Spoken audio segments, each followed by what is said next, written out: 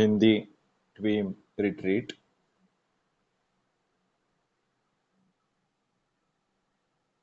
Day 3 Discourse.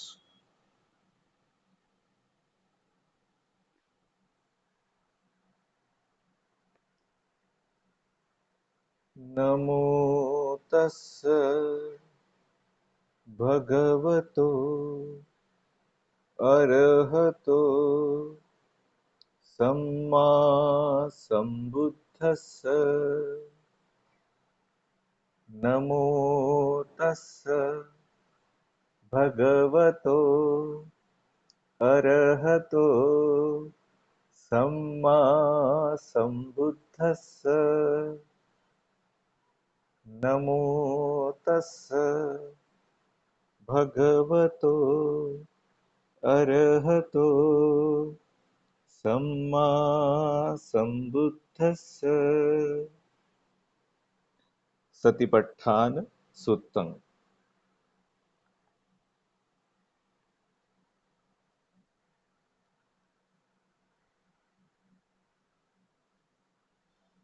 सती यानी कि होश, पट्ठान मतलब होश को प्रस्थापित करने वाला सूत्र। चार तरीके हैं होश को प्रस्थापित करने के। चत्तारो सतिपट्ठान, चार सतिपट्ठान। एवं में सुतं, ऐसा मेरे द्वारा सुना गया। एकं समयं भगवा, एक समय भगवान। कुरुसु विहरति, कुरु प्रदेश में मतलब आजकल जहाँ कुरुक्षेत्र है।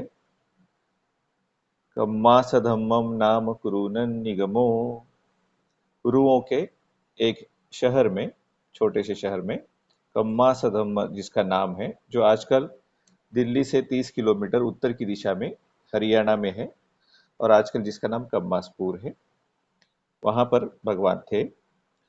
तत्र खो भगवा भिक्खु आमंतेसी, तब सचमुच भगवान ने भिक्षुओं को आमंत्रित किया। भिक्खवोति, भिक्षुओं। भदन्तेति, भदंत कहकर।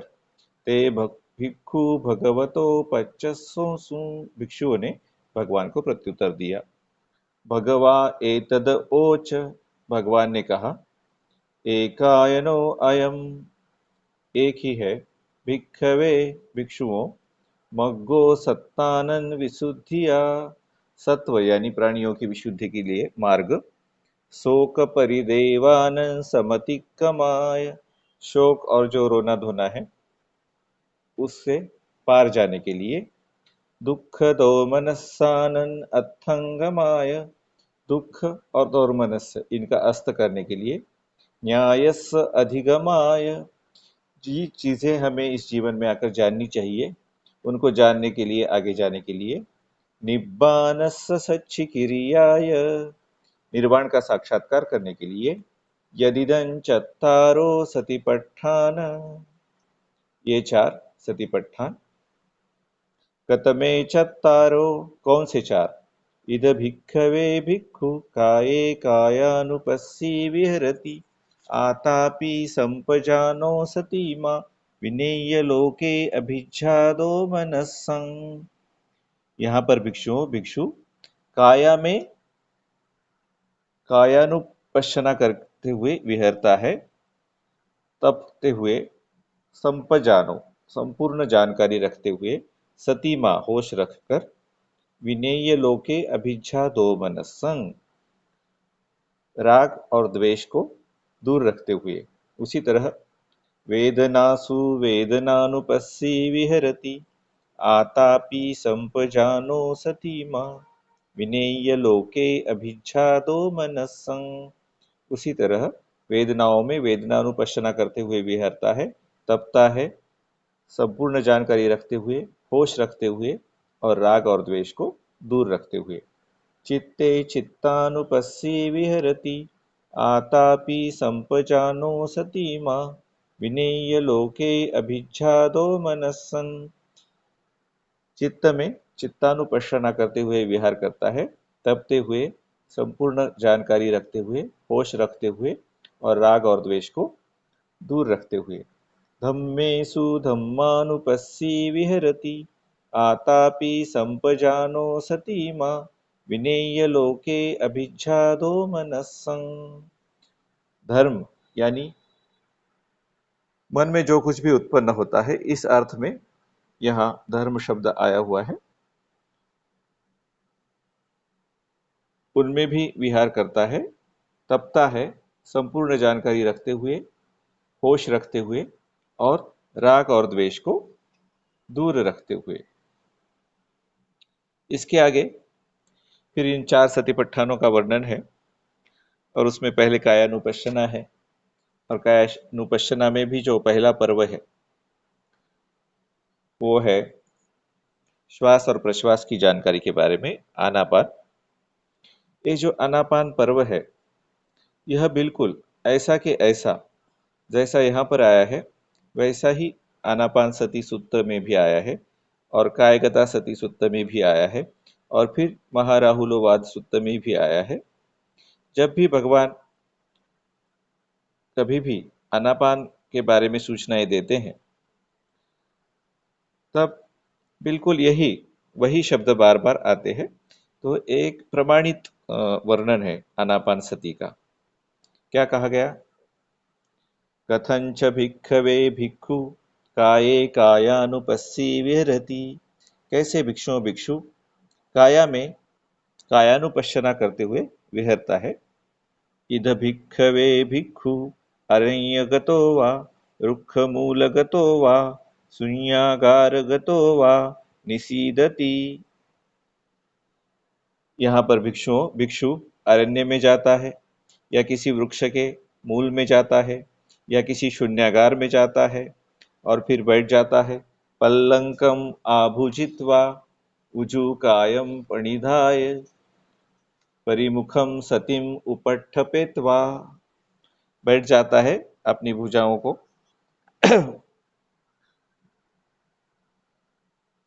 सामने रखते हुए और अपने शरीर को सीधा रखता है और अपनी सती को मुख के इर्द गिर्द या मुख के सामने उपस्थित करता है। परिमुखम सतीम उपट्ठपेत्वा। सो सतोव अस्य सति सतोव पस्य सति। होश रखता है, होश रखते हुए सांस लेता है, होश रखते हुए सांस छोड़ता है।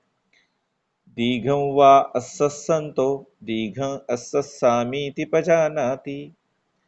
दीर्घ मतलब लंबा श्वास लेते हुए यह प्रज्ञापूर्वक जानता है कि मैं दीर्घ श्वास ले रहा हूँ। दीघं वा अस्सन्तो दीघं अस्सामीति पजानाति। दीर्घ श्वास छोड़ते हुए प्रज्ञापूर्वक जानता है कि दीर्घ श्वास छोड़ रहा हूँ। रस्सं वा अस्सन्तो रस्सं अस्सामीति पजानाति। छोटा श्वास अंदर लेते हुए प्रज्ञापूर्वक जानता है कि छोटा श्वास अंदर ले रहा हूँ। रस्सं वा पस्सन्तो रस्सं पस्सामीति पजानाति।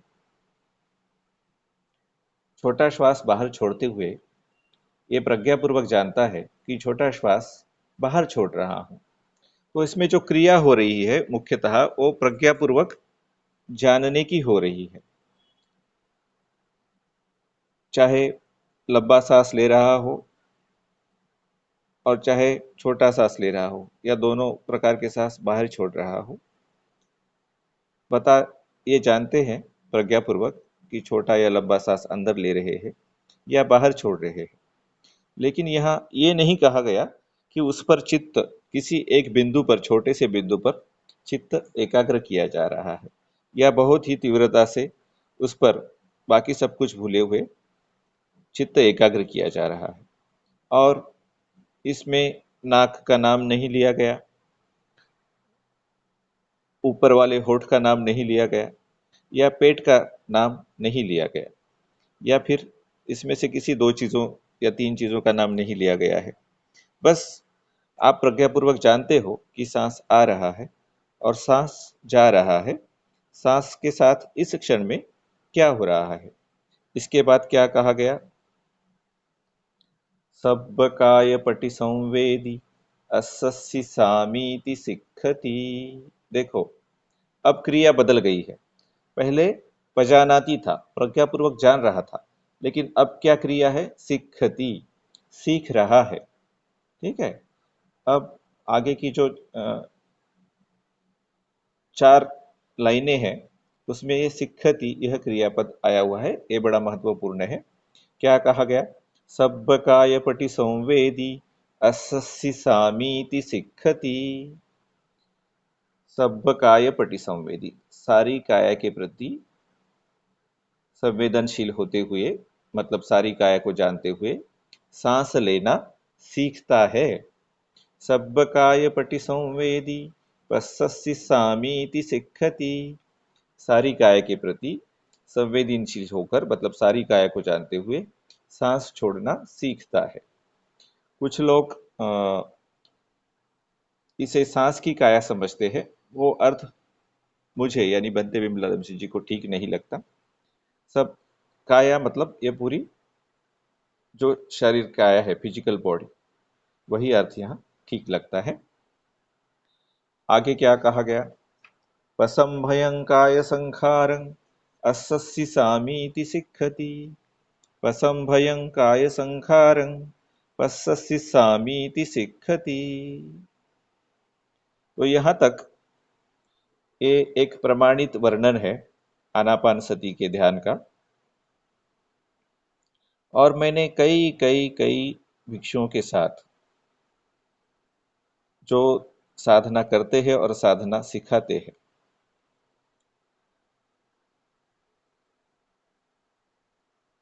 आप आनापान सती का ध्यान कैसे करते हैं?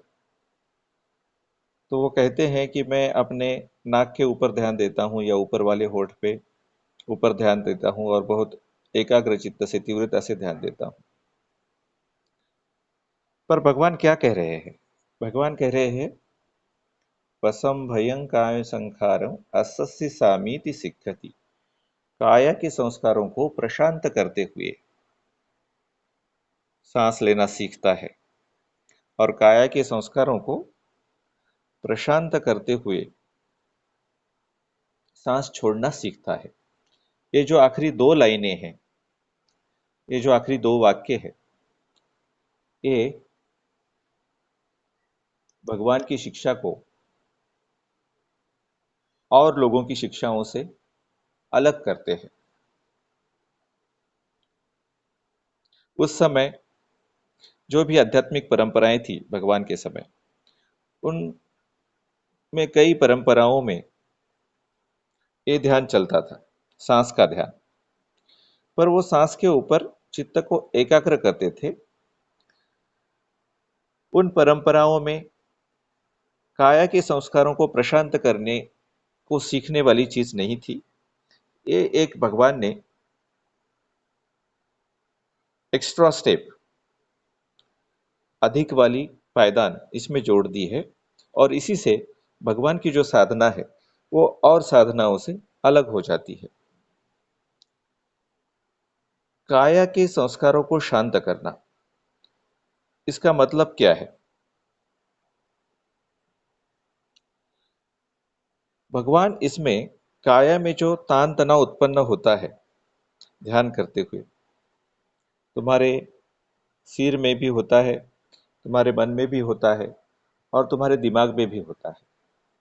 तो सांस लेते हुए उसे रिलैक्स करना है, ढीला करना है उस तान तनाव को। तो आप एक खुलापन और एक प्रशांति उसमें महसूस करोगे, और जैसे ही सांस छोड़ते हुए भी उस तनाव को ढीला करोगे, तो दिमाग खुलता हुआ, मन खुलता हुआ, शांत होता हुआ आप महसूस करोगे, अनुभव करोगे। और इस सांस को आप इस तनाव को ढीला करने का एक रिमाइंडर, एक याद दिलाने वाला आलंबन कहकर प्रयोग कर रहे हैं, ताकि हम हमारे काया के संस्कारों को प्रशांत कर सके, मतलब तान तनाव को ढीला कर सके। शरीर में जहां भी तान तनाव है, आप अगर उस तान तनाव को ढीला करना चाहते हो, तो ये दिमाग ही हमारे सारे शरीर को कंट्रोल करता है, नियंत्रित करता है। तो अगर दिमाग का तान तनाव जब हम ढीला करते हैं तो अपने आप और तान तनाव भी ढीला होने की संभावना रहती है। और जब दिमाग के तान तनाव को ढीला करते हैं तो मन और शरीर दोनों के तान तनाव को हम ढीला कर देते हैं। कितनी बार आपने मैं मुझे सुना होगा कि जब भी कोई निवरण मतलब विकार, भटकाने वाला विचार ध्यान करते हुए मन में आता है तो उसे अपनी जगह रहने दो, उसे वहां से मन के ध्यान को हटाओ, तान तनाव को ढीला करो, मुस्कुराओ और अपने ध्यान के आलंबन के प्रति वापस आ जाओ। जितना जितना आप तान तनाव करते जाते हो और बहुत सूक्ष्म तान तनाव भी होता है अपने दिमाग में, उतना ही जितना सूक्ष्म तान तनाव आप ढीला करते जाते हो उतना ही आपकी साधना गहरी गहरी होती जाती है। जब भी मैं भिक्षुओं से और साधना के अन्य आचार्यों से बात करता हूँ जो आनापान सति का अभ्यास सिखाते हैं और मैं उन्हें पूछता हूँ कि क्या आप काया के संस्कारों को शांत करना, तान तनाव को ढीला करना, सांस लेते हुए और सांस छोड़ते हुए सिखाते हैं, क्या आप वो करते हैं? तो वो मेरे मुंह की ओर ताकते हैं और कहते हैं कि नहीं नहीं नहीं, हम इस तरह से अभ्यास नहीं करते, हम भगवान की शिक्षा का अभ्यास दूसरी तरीके से कहते हैं। परंतु यह जो एक एक्स्ट्रा स्टेप, एक अधिक वाला पायदान भगवान ने हमें दिया है, इसकी वजह से हमारी साधना पूरी तरह से बदल जाती है। इस तरह से बदल जाती है कि ये तुरंत फल देने वाली होती है, अकाली को। और हमारी ध्यान में जो प्रगति है, उन्नति है, वो इतनी शीघ्र होने लगती है।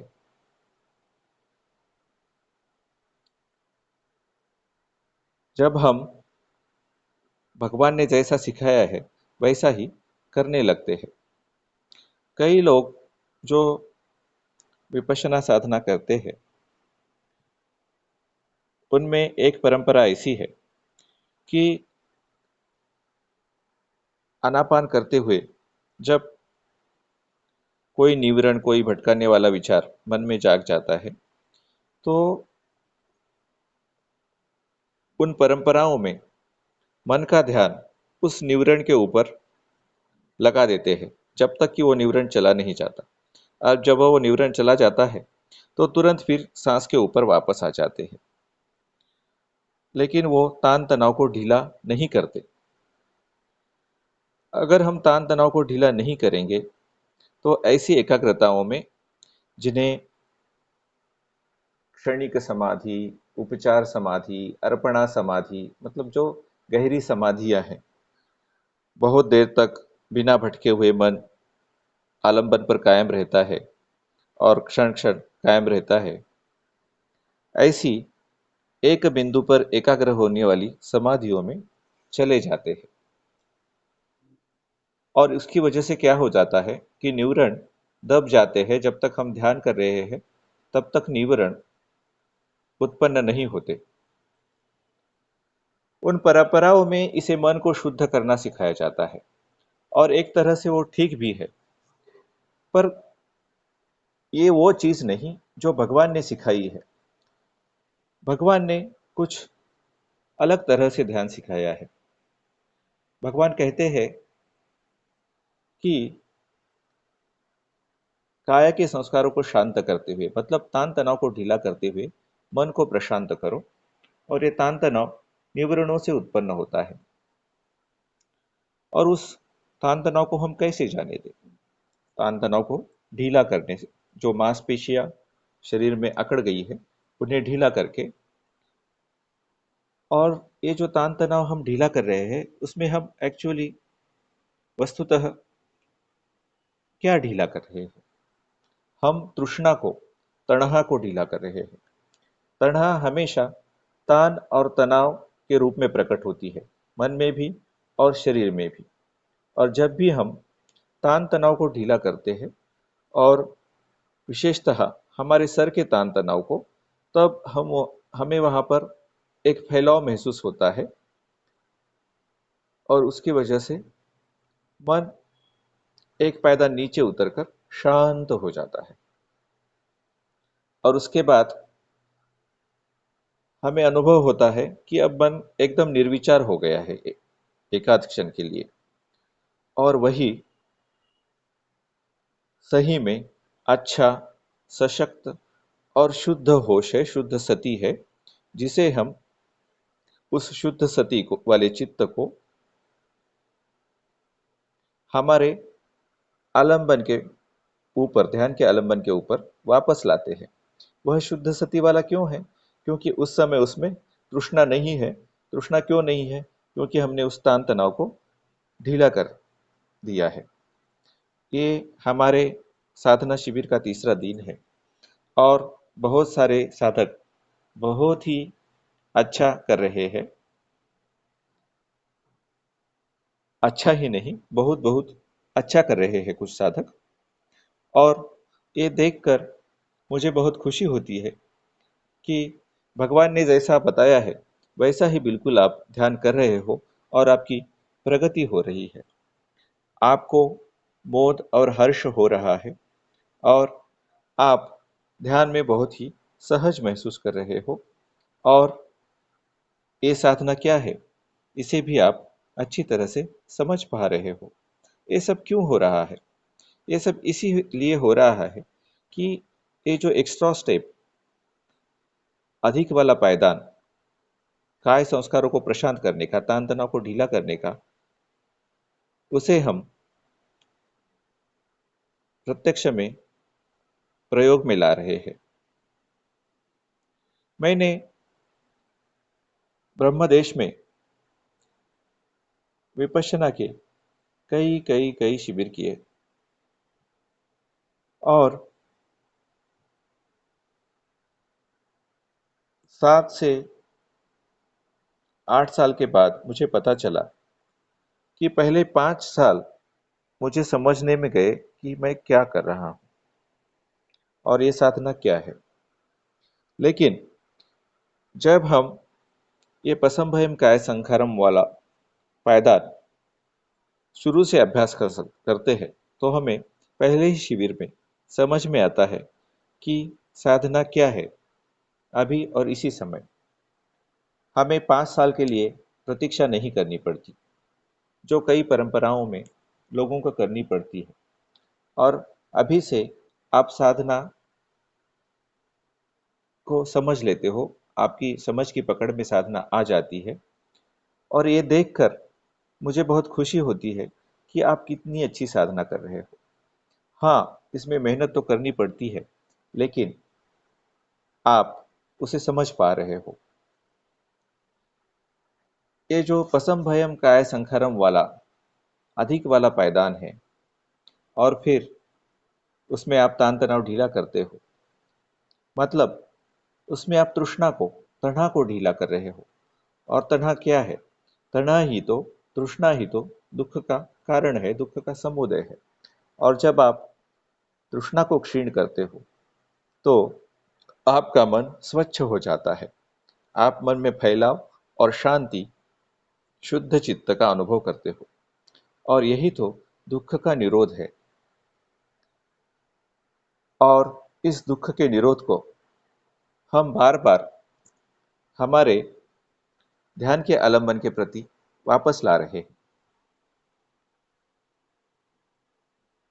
ये बहुत ही मजेदार बात है कि भगवान बुद्ध की शिक्षा के ओर कई कई कई लोग, और उस शिक्षा का अभ्यास करने के ओर भी कई लोग आकर्षित हैं, लेकिन वो भगवान बुद्ध के सही सूचनाओं का पालन नहीं कर रहे हैं। ये जो सिक्खति वाली 4 वाक्य हैं इस आनापान पर्व में, उसे जैसा है वैसा लोग अभ्यास नहीं कर रहे हैं। जब मैंने सबसे पहले साधना शुरू की, विपश्यना साधना, तब मुझे कुछ कुछ भी पता नहीं था। और जैसे जैसे मेरे आचार्य मुझे बताते गए, मैं वैसे वैसे करते चला गया। 20 सालों तक मुझे पता ही नहीं चला कि जो सूचनाएं मुझे दी जा रही है उसका मुझे संशोधन भी करना चाहिए। और बिना संशोधन किए मैं अपने आचार्यों को फॉलो करता रहा। लेकिन मैं चाहता हूं कि आप मुझ पर विश्वास मत करें। जो भी मैं पढ़ा रहा हूं, आप भगवान बुद्ध की वाणी से तालमेल करके हुए देखें कि क्या जो मैं पढ़ा रहा हूं, क्या सचमुच भगवान बुद्ध की वाणी में भी ऐसा ही पढ़ाया गया है। यह संशोधन आप जरूर करके देखें। चलो आगे भगवान कहते हैं, से यत्थापि भिक्खवे दक्षो भमकारो वा भमकारन्ते वासी वा दिग्घं वा अंछन्तो दिग्घम अंछामीति पजानाति। से यत्थापि मतलब जैसे कि भिक्षुओं, कोई दक्ष, कोई अच्छा भमकार, भ्रमकार मतलब बढ़ई, सुतार जिसे कहते हैं, जब वो लकड़ी को काट रहा है, तो जब वो लंबा काटता है तो जानता है कि लंबा काट रहा है, प्रज्ञापूर्वक ज्ञानपूर्वक उसकी जो भी विद्या है उस विद्या के साथ जानता है कि मैं लंबा काट रहा हूँ। रस्सं वा अच्छन्तो रस्सं अंछामीति पजानाति। जब छोटा काटता है, आखुड़ लंबाई में काटता है, तो जानता है कि मैं छोटी लंबाई में काट रहा हूँ। एवमेव खो भिक्खवे भिक्खु दिग्घम वा अस्संतो दीघम अस्सामीति पजानाति।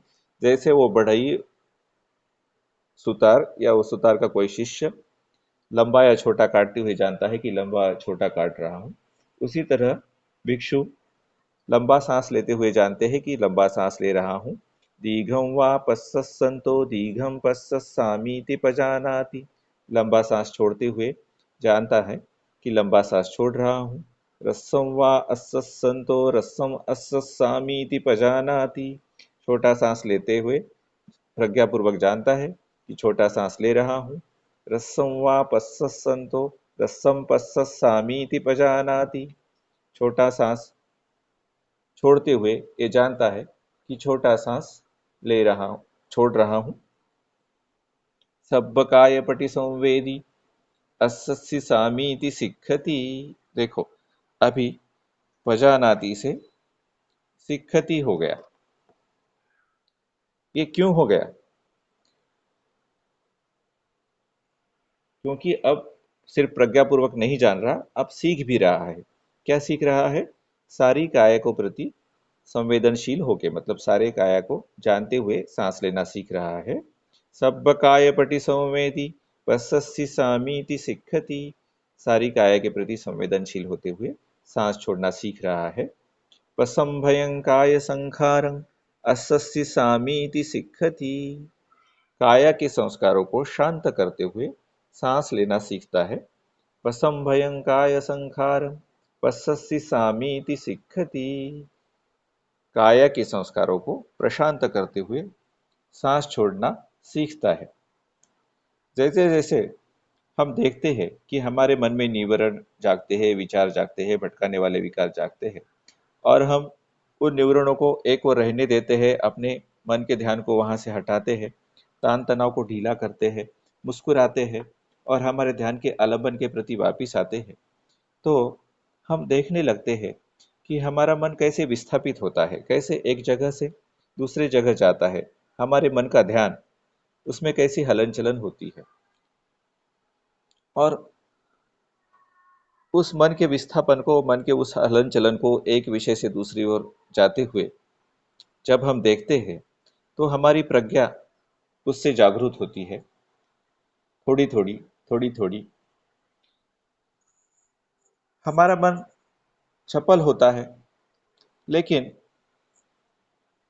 हम देखते हैं कि जैसे ही हमें पता चल गया कि मन भटक गया है, तो हम उस भटकाने वाले विचार को जाने देते हैं और फिर तान तनाव को ढीला करते हैं, मुस्कुराते हैं और फिर ध्यान के आलंबन की तरफ वापस आते हैं।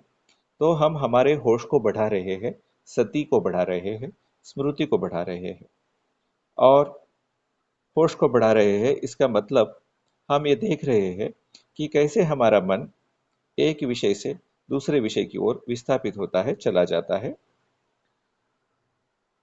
आप जानते हैं कि हम ध्यान में बैठे हैं और हमारा ध्यान ध्यान के आलंबन पर है, चाहे श्वास प्रश्वास हो या कोई और ध्यान का आलंबन हो जैसे मंगल मैत्री। और अचानक हमारे मन में विचार आता है कि कल क्या हुआ।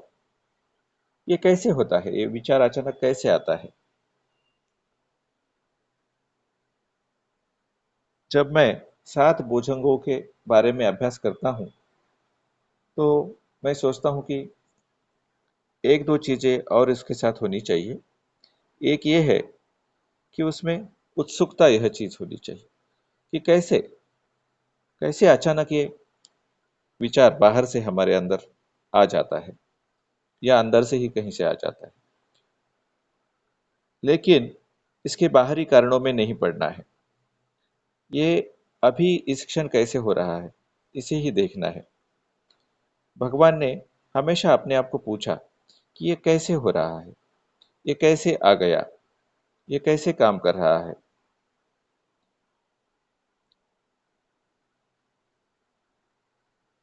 यहाँ अमेरिका में तान तनाव के बारे में बहुत सारी चर्चा होती है, नैराश्य के बारे में बहुत सारी चर्चा होती है, नैराश्य से बाहर आने के बारे में बहुत चर्चा होती है, और नैराश्य के लिए जो दवाई प्रयोग की जाती है उसके बारे में ही बहुत चर्चा होती है। जब आप मन के इस हलन चलन को देख पाते हो, एक विषय से दूसरे विषय की ओर मन कैसे जाता है, तो उसके लिए आपको कोई दवाई लेने की जरूरत नहीं है। आपको सिर्फ ध्यान देकर देखना है कि मन कैसे एक जगह से दूसरी ओर जा रहा है।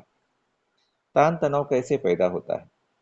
जब कोई वेदना, चाहे शारीरिक हो चाहे मानसिक हो, कोई संवेदना उत्पन्न होती है, और जब कभी दुखद संवेदना उत्पन्न होती है तो मन में विचार आता है, मुझे अच्छी नहीं लगती।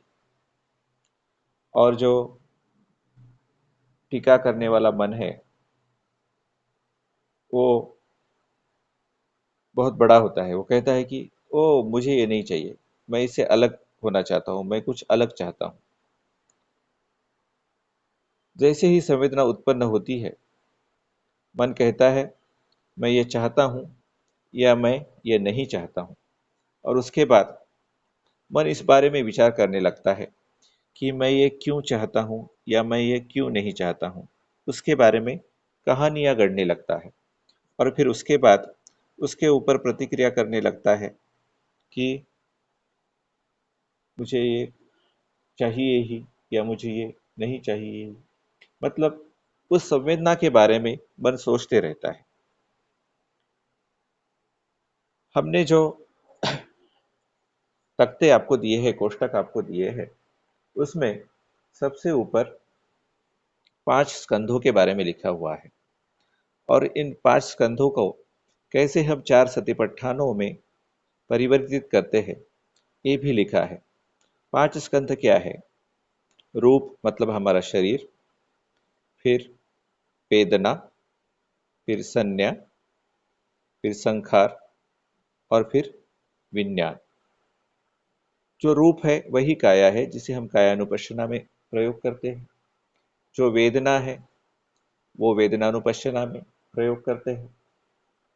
और फिर जो विज्ञान है वो चित्तानुपश्यना में प्रयोग करते हैं। और फिर जो संखार है और संज्ञा, दोनों में, वेदना में पश्यना में और धम्मानुपश्यना में प्रयोग करते हैं। और हमारी सती, हमारा होश जब कमजोर हो जाता है तो आप उस तख्ते के सबसे नीचे देखो तो आप देखेंगे कि वहाँ सारे निवरण हैं। राग है, लोभ है, आलस है, और बेचैनी है, और शंकाएं हैं। जब हमारे सती, हमारा ध्यान, हमारा होश कमजोर पड़ जाता है तो निवरण उत्पन्न होता है। और निवरणों को दुश्मन की तरह मत लो कि जिनसे हमें लड़ना है। उन्हें एक दोस्त की तरह उनका स्वागत करो, क्योंकि वो हमें बता रहे हैं कि हमारी आसक्ति कहाँ पर है। जब निवरण जागते हैं तभी हमें पता चलता है कि हमारी आसक्ति कहाँ पर है। और आसक्ति क्या है?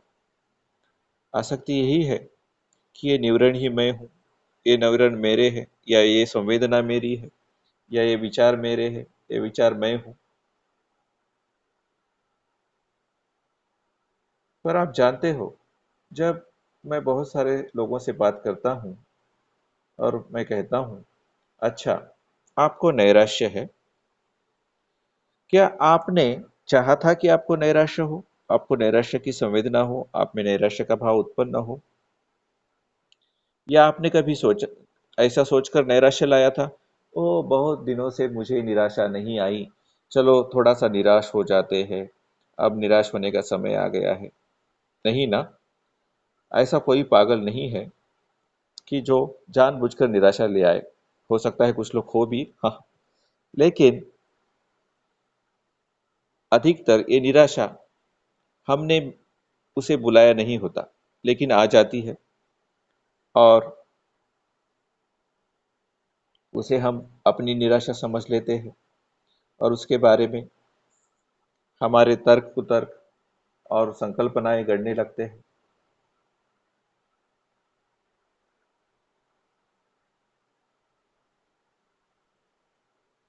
और हम कुछ जब चाहते हैं और वैसा सचमुच नहीं होता, तो एक दुखद संवेदना उत्पन्न होती है, और हम कहते हैं कि मुझे अच्छा नहीं लगता। मन उसे पकड़ लेता है और उसके बारे में तरह तरह की संकल्पनाएं और मत मतांतर बनाने लगता है, तरह तरह के विचार करने लगता है, और चाहता है कि ये यहाँ से चला जाए। लेकिन सत्य ये है कि कोई दुखद संवेदना, दुखद भाव मन में जागता है, तो हमारे कुछ पिछले या पुराने कर्म की वजह से वो जागता है। और जो जाग गया है और अब इस क्षण में है, यही इस क्षण की सच्चाई है। और जब कोई इस क्षण में जो भी संवेदना जागी है, जो भी भाव जागा है, उसे स्वीकार करना, यही बात ठीक है। यही बात ठीक है क्योंकि अब इस क्षण का यही सत्य है। और उस सत्य के साथ अब हम क्या करते हैं, इसके ऊपर हमारा भविष्य निर्भर है। अगर हम उस सत्य के साथ लड़ने लगेंगे, उस सत्य का विरोध करने लगेंगे, उस सत्य को बदलने की कोशिश करेंगे, उस सत्य को अपने विचारों के मुताबिक ढालने की कोशिश करेंगे, तो आगे दुख ही आने वाला है।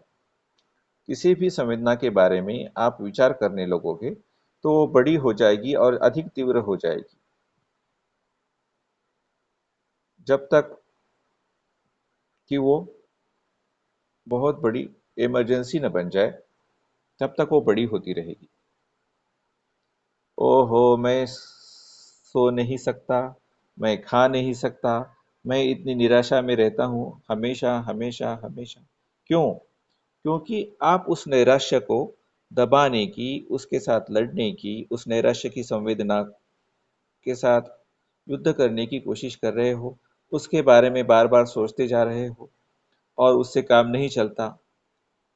उससे काम क्यों नहीं चलता? क्योंकि आप उस संवेदना को, उस भाव को नियंत्रित नहीं कर सकते कि ये उत्पन्न हो या नहीं हो, ये नष्ट हो या नहीं हो। यह सब, कोई भी संवेदना या कोई भी भाव इसलिए उत्पन्न होता है क्योंकि वैसी परिस्थितियां हमारे मन में और शरीर में उस समय प्रकट होती है। उन परिस्थितियों की वजह से वो संवेदना और भाव प्रकट होता है। और अब हम ये सीख रहे हैं कि ये तान और तनाव इस संवेदना के बाद तुरंत कैसे उत्पन्न होता है। और यह तान और तनाव, यही तृष्णा है, यही तणहा है। और इस तणहा को, इस तृष्णा को, इस तान तनाव को हम, मैं, मेरा, मेरी आत्मा समझने लगते हैं, और कहने लगते हैं मुझे ये अच्छी नहीं लगती, मैं ऐसा नहीं रहना चाहता, मैं बदलना चाहता हूँ। और इस तरह के विचार हमारी उस स्थिति के बारे में चिपकाव पैदा करते हैं। इसे ही पाली में उपादान कहा गया है, अंग्रेजी में जिसे क्लिंगिंग कहते हैं। उपादान क्या है? वो कहानियाँ, वो संकल्पनाएं, वो विचार जो हम अपनी संवेदनाओं के बारे में सोचते हैं। आप संवेदना के बारे में सोचते रहते हो और फिर वो संवेदना बड़ी हो जाती है, अधिक तीव्र हो जाती है और उसमें ऊर्जा भर जाती है और हम उसे दबाना चाहते हैं और जब हम उसे दबाते हैं तो उसे और ऊर्जा मिलती है और वो और सशक्त हो जाती है और फिर हम कहते हैं कि भाई अभी तो मैं इसके साथ नहीं रह सकता, मैं अब कुछ दवाई लूंगा, जैसे जिससे वो संवेदना, ये नैराश्य, ये भाव, इसको मैं नियंत्रित कर सकती हूँ। और ये जो दवाइयाँ होती है नैराश्य की, वो आपके मन को थोड़ा सा बेहोश करती है, थोड़ा सा गूंग करती है, थोड़ा सा नींद जैसा आपको कर आपके चित्त को कर देती है और आपके शरीर में तरह तरह की समस्याएं खड़ी कर देती है। ये दवाएं आपके समस्या का उत्तर नहीं है, उसे उसका वो निराकरण नहीं करती। तो फिर ये जो मन की समस्याएं हैं, उनका निराकरण कैसे होगा? इनका निराकरण भगवान बुद्ध ने जो साधना सिखाई है, उसी से होगा। पहले ही रात में मैंने आपको बताया था कि भगवान केवल कुशन पर एक पत्थर की तरह बैठने को ही साधना नहीं कहते। आपको दान का अभ्यास भी करना पड़ेगा। जो भी व्यक्ति नैराश्य में है, उसके साथ मैत्री करो, उन्हें कभी अस्पताल में ले जाओ और कैंसर के पेशेंट दिखाओ और उन्हें बोलो, हे मेरे मित्र, आप नैराश्य में हो, आप समझते हो कि आपको समस्याएं हैं, आप किस बारे में निराश हो? देखो, इस कैंसर के पेशेंट को, कर्करोग के रुग्ण को देखो, इसकी समस्याएं कितनी है। ये सचमुच आपसे ज्यादा समस्या पे है। और उन नैराश्य में पड़े हुए मित्र को बोलो कि कभी अस्पताल में जाके उस कर्करोग के रुग्ण को हंसाओ, ताकि उसे थोड़ा सा अपनापन लगे, थोड़ा सा प्यार उसे दो। यही तो दान है। दान केवल पैसों का दया नहीं है। दूसरों को अच्छा लगे ऐसा बर्ताव करना, ये दान जितना आप कर सकते हो उतना करो। दूसरों को अच्छा लगे ऐसी बातें कहो, ऐसी बातें करो जिससे दूसरे खुश हो। किसी भी तरह से मदद करो, कम से कम दूसरों का अच्छा हो ऐसे सोचो। आप मंगल मैत्री का अभ्यास कर रहे हो, आप इस शिविर में मंगल मैत्री का अभ्यास कर रहे हो और जब आप मंगल मैत्री का अभ्यास करते हो तो इसमें आप लोगों को मैत्री का ध्यान दे रहे हो और आप शील का भी अभ्यास कर रहे हो। तो आपकी साधना सचमुच खिलेगी, एक फूल की तरह खिलेगी। मैं देख रहा हूँ आपकी चेहरों की तरफ और आपकी चेहरों के ऊपर जो खुशी देखती है, उससे मेरे अंदर भी मुस्कुराहट पैदा होती है कि कैसे मंगल मैत्री की साधना से लोगों को इतना अच्छा फल मिल रहा है और सबके चेहरे कितने सुंदर हो गए हैं। आपके चेहरे चमकने लगते हैं और तेजस्वी लगते हैं। यही मैं देख रहा हूँ। ये बहुत अच्छा है। आप आपके आध्यात्मिक मित्र को मंगल मैत्री देने की साधना कर रहे हो, मतलब आप कुछ दान कर रहे हो। जब आप घर जाओगे तो आपके उस आध्यात्मिक साथी को फोन करो और पूछो कि क्या पिछले हफ्ते में आपको कुछ विशेष खुशी महसूस हुई थी। और आपको आश्चर्य होगा उनके जवाब सुनकर। पूरे सतिपट्ठान सूत्र में यही बात बताई गई है कि कैसे तृष्णा को दूर करना है, कैसे हमारे निरीक्षण शक्ति को बढ़ाना है, कि कैसे मन एक विषय को छोड़कर दूसरी विषय की ओर चला जाता है। यही सती है, यही होश है, यही स्मृति है कि जैसे कैसे मन एक जगह से दूसरी जगह जाता है। तान तनाव को ढीला करना, निवरण को जगह एक ओर रख देना, मुस्कुराना और फिर ध्यान के आलंबन के प्रति वापस आना और ध्यान के आलंबन के साथ जितनी देर रह सकते हैं लंबी देर तक उतनी देर तक रहना। लेकिन अपने आप को कोसना नहीं है कि मैं जितना अच्छा ध्यान करना चाहता हूँ उतना अच्छा ध्यान नहीं कर पाता हूँ। इस तरह कोसना ठीक नहीं है। जितने आप अच्छे हो सकते हो उतने आप अच्छे हो, और ये बहुत अच्छी बात है। अपने बारे में अपनी ओर से कुछ ज्यादा आशा अपेक्षाएं मत रखो, उन आशा अपेक्षाओं को छोड़ दो। सुजुकी ऋषि कहते थे कि आपको एक नव सीखिए, जैसे मैं कोई नया ध्यान सीख रहा हूं, ऐसा चित्त विकसित करना चाहिए।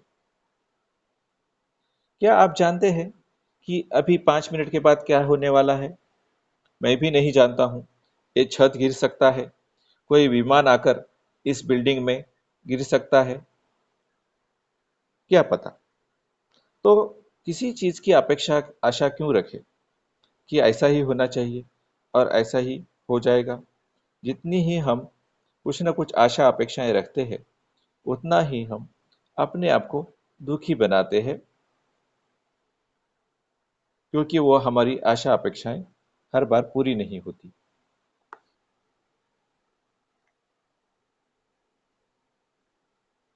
इति अच्छत्तम वा काये कायानुपस्सी विहरति, बहिद्धा वा काये कायानुपस्सी विहरति, अच्छत्त बहिद्धा वा काये कायानुपस्सी विहरति। इस तरह वो अंदर से काया में कायानुपश्यना करते हुए विहार करता है, बाहर से काया में कायानुपश्यना करते हुए विहार करता है, और अंदर और बाहर दोनों तरफ से काया में कायानुपश्यना करते हुए विहार करता है। क्या कह रहे हैं भगवान? आप कैसा निरीक्षण कर रहे हो? आप चिंतन नहीं कर रहे हो। आप काया के अंदर से देख रहे हो कि काया के अंदर क्या हो रहा है। ये जो तान तनाव हो रहा है वो काया के अंदर हो रहा है, और आप उसे ढीला कर रहे हो सांस लेते हुए और सांस छोड़ते हुए। और फिर बहिद्धा, बहिद्धा मतलब बाहर से, और जो ये सांस बाहर की है उसे आप इस तान तनाव ढीला करने का एक रिमाइंडर, एक याद दिलाने वाली चीज करके इस्तेमाल कर रहे हो, प्रयोग कर रहे हो। जो सांस बाहर जा रहा है और बाहर से आ रहा है वो काया का बहिद्ध भाग है, बाहर वाला भाग है। तो आप काया में कायानुपස්සना अंदर से कर रहे हो मतलब तान तनाव का ढीला कर रहे हो, और बाहर से कर रहे हो मतलब सांस को उस तान तनाव को ढीला करने के लिए एक रिमाइंडर के रूप में, एक याद दिलाने वाली चीज के रूप में प्रयोग कर रहे हो। आगे कहा गया, समुदय धम्मानुपस्सीवा कायस्मिं विहरति, वय धम्मानुपस्सीवा कायस्मिं विहरति। और ये हम हमेशा देख रहे हैं। अनिच्छा मतलब कुछ उत्पन्न हो रहा है उसे देख रहे हैं, कुछ नष्ट हो रहा है उसे देख रहे हैं, सांस को भी आ रहा है जा रहा है देख रहे हैं, और हमारे सर में जो तान तनाव आता है और जाता है उसे भी देख रहे हैं, और मन में जो तान तनाव आ रहा है उसे भी उत्पन्न होते हुए और नष्ट होते हुए देख रहे हैं। समुदय वय धम्मानुपस्सीव कायस्मिं विहरति, अत्थिकायोऽति वा पनस्सति पच्छुपट्ठिता होति, यावदेव ज्ञानमत्ताय पटिस्सतिमत्ताय अनिश्चितो च विहरति, न च किञ्चि लोके उपादीयति। उत्पन्न होना और नष्ट होना हम शीघ्र शीघ्र देख रहे हैं। और फिर यही काया है, ऐसी सती उपस्थित होती है, और फिर उस काया के प्रति या जो भी हमें अनुभव हो रहा है उसमें से किसी भी चीज के प्रति बिना आसक्ति के, बिना चिपकाव के ये साधक उसमें विहार करता है। ये कैसे होता है कि बिना चिपकाव के, बिना तृष्णा के हम इस जग में विहार करते हैं? तृष्णा क्या है? किसी भी चीज को मैं समझना, यह तृष्णा है। और उसको जस्टिफाई करना, उसके बारे में तरह तरह के विचार करना, यह उसका चिपकाव, उपादान है। और जब हम उस तृष्णा को, उस तान तनाव को ढीला कर देते हैं, मैं ये चाहता हूँ, मैं ये नहीं चाहता हूँ, इससे जो तान तनाव उत्पन्न होता है उसे ढीला कर देते हैं, तो हम स्वतंत्र हो जाते हैं। फिर हम उसे मैं मेरा नहीं समझते, उस मैं मेरे के भाव से आत्म भाव के बाहर आते हैं और अनात्म भाव में पुष्ट होते रहते हैं। इसे ही कहा गया न च किंची लोके उपादीयति। एवं भिखो भिक्खवे भिक्खु काये कायानुपस्सी विहरति। इसे ही कहा गया कि कैसे भिक्षु काया में कायानुपस्सी होकर विहरता है। आगे कहा गया पुनच परम भिक्खवे भिक्खु गच्छन्तो वा गच्छामीति पजानाति। चलते हुए जानता है कि मैं चल रहा हूँ। ठितो वा ठितोमीति पजानाति। खड़ा है तो जानता है कि खड़ा हूँ। निसिन्नो वा निसिन्नोमीति पजानाति। प्रज्ञापूर्वक जानता है, बैठा है तो बैठा हूँ। शयानो वा शयानोमीति पजानाति।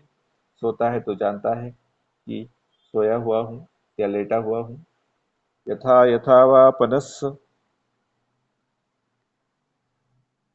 कायोपनिहितो होति तथा तथा न पजानाति।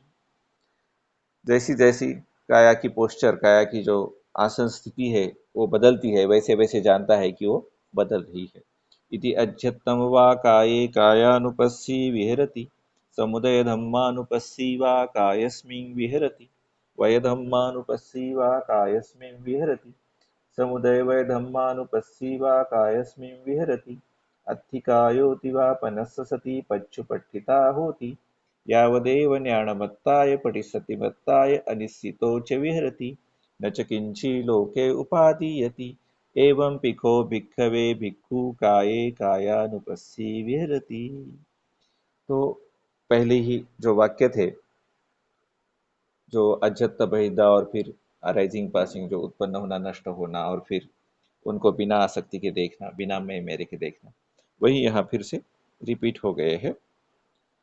तो ये जो चार मुख्य स्थितियां हैं शरीर की, मुझे पहले पहले लगता था कि ये क्या भगवान ने मजाक जैसी बात कही है कि देखो भाई, बैठा है तो बैठा हुआ हूँ, खड़ा है तो खड़ा हुआ हूँ, और फिर चल रहा है तो चल रहा हूँ। ये मुझे थोड़ा विचित्र सा लगता था।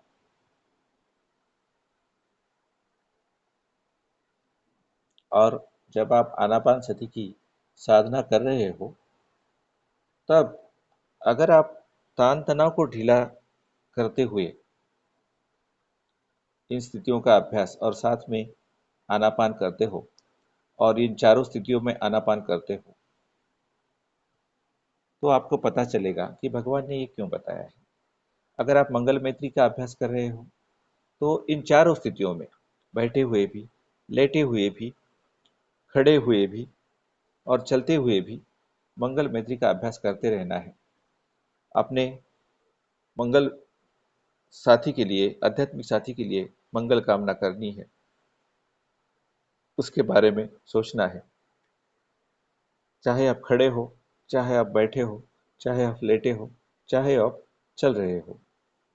और इसके आगे और मजेदार बात भगवान ने कही है संपजानपम, संपूर्ण जानकारी में। क्या कहते हैं भगवान?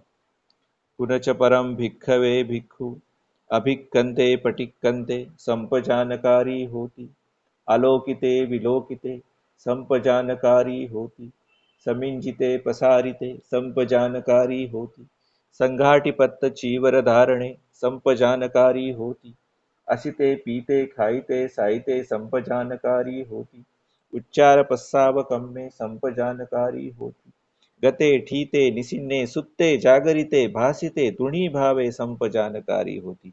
और फिर आगे वही इति अध्यतम वा काय कायानुपस्थिति वाला परिच्छेद फिर से आता है। तो क्या कहते हैं भगवान, आगे जाते हुए पीछे जाते हुए संपूर्ण जानकारी रखो, इधर उधर देखते हुए संपूर्ण जानकारी रखो, सकूड़ते हुए फैलते हुए संपूर्ण जानकारी रखो, अपने वस्त्र धारण करते हुए पात्र धारण करते हुए संपूर्ण जानकारी रखो, पीते खाते सोते लेटे हुए, यहाँ तक कि जब पेशाब के लिए या टट्टी के लिए जाते हो तब भी संप जानकारी रहो, जाते हुए खड़े हुए बैठे हुए सोए हुए जागे हुए बोलते हुए या जब मौन रहते हो तब भी संपूर्ण जानकारी रखो। प्रश्न है किस चीज की संपूर्ण जानकारी रखनी है, और एक बहुत ही आसान उत्तर इसका है, जो भी ध्यान आप कर रहे हो, जो भी साधना आप कर रहे हो, उसकी संपूर्ण जानकारी रखो। भगवान ये कहने की कोशिश कर रहे हैं कि चाहे जो आप कर रहे हो, आप अपने ध्यान के आलंबन के साथ रहे हो, चाहे आप खाना खा रहे हो या चाहे आप बाथरूम जा रहे हो, आप अपने ध्यान के आलंबन के साथ रहे हो, चाहे बैठे हुए हो, चाहे खड़े हो, चाहे चल रहे हो या नींद में जा रहे हो या नींद से जाग रहे हो, आप अपने ध्यान के आलंबन के साथ रहे हो, मुस्कुराओ और अपने मित्र को मंगल मैत्री दे रहे हो। बहुत सीधी सी बात है, नहीं? इस तरह से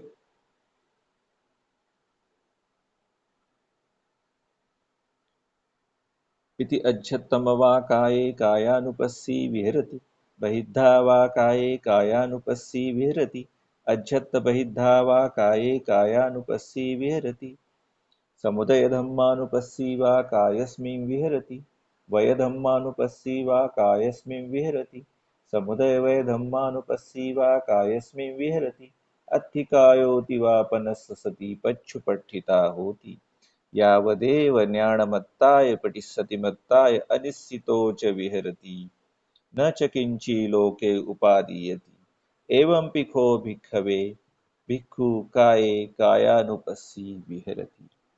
इस बात से कुछ फर्क नहीं पड़ता कि आप शरीर से क्या कार्य कर रहे हो, जितना आप अपने ध्यान के आलंबन के साथ रह सकते हो उतना आप अपने ध्यान के आलंबन के साथ रहो।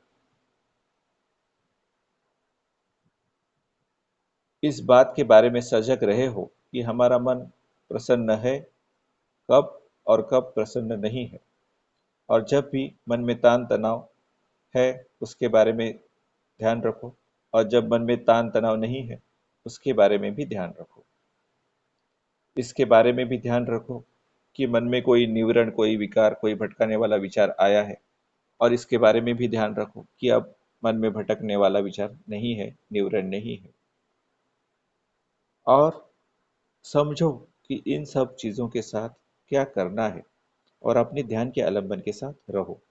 जब भी कोई भटकाने वाला विचार हमारे मन को भटकाता है और हमें पता चलता है कि हमारा मन भटक गया है, तो उस भटकाने वाले विचार को वहीं पे रहने दो। हमारे मन के ध्यान को सर की तरफ लेके आओ, सर का तान तनाव ढीला करो, मुस्कुराओ और फिर से मंगल मैत्री की ओर वापस आ जाओ। बार बार बार बार बार बार ये कहते रहो। मजाक में कहता हूँ कि एक साल 1 घंटे में 50,000 बार ये करो, और फिर मुस्कुराओ और फिर उसमें आनंद लो। अपना मन हल्का फुल्का रखो, अपना मन प्रसन्न रखो।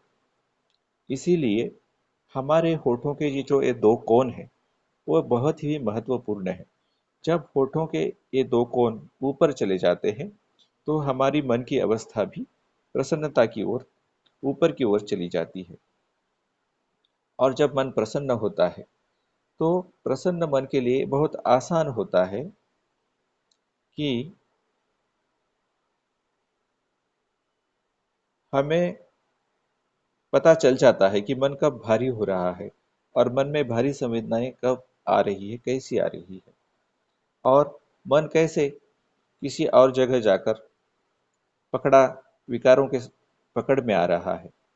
और जब मन प्रसन्न होता है तो उन विकारों को छोड़ देना, उनको एक जगह रख देना और फिर तान तनाव को ढीला करना और मुस्कुराना भी हमें आसान हो जाता है।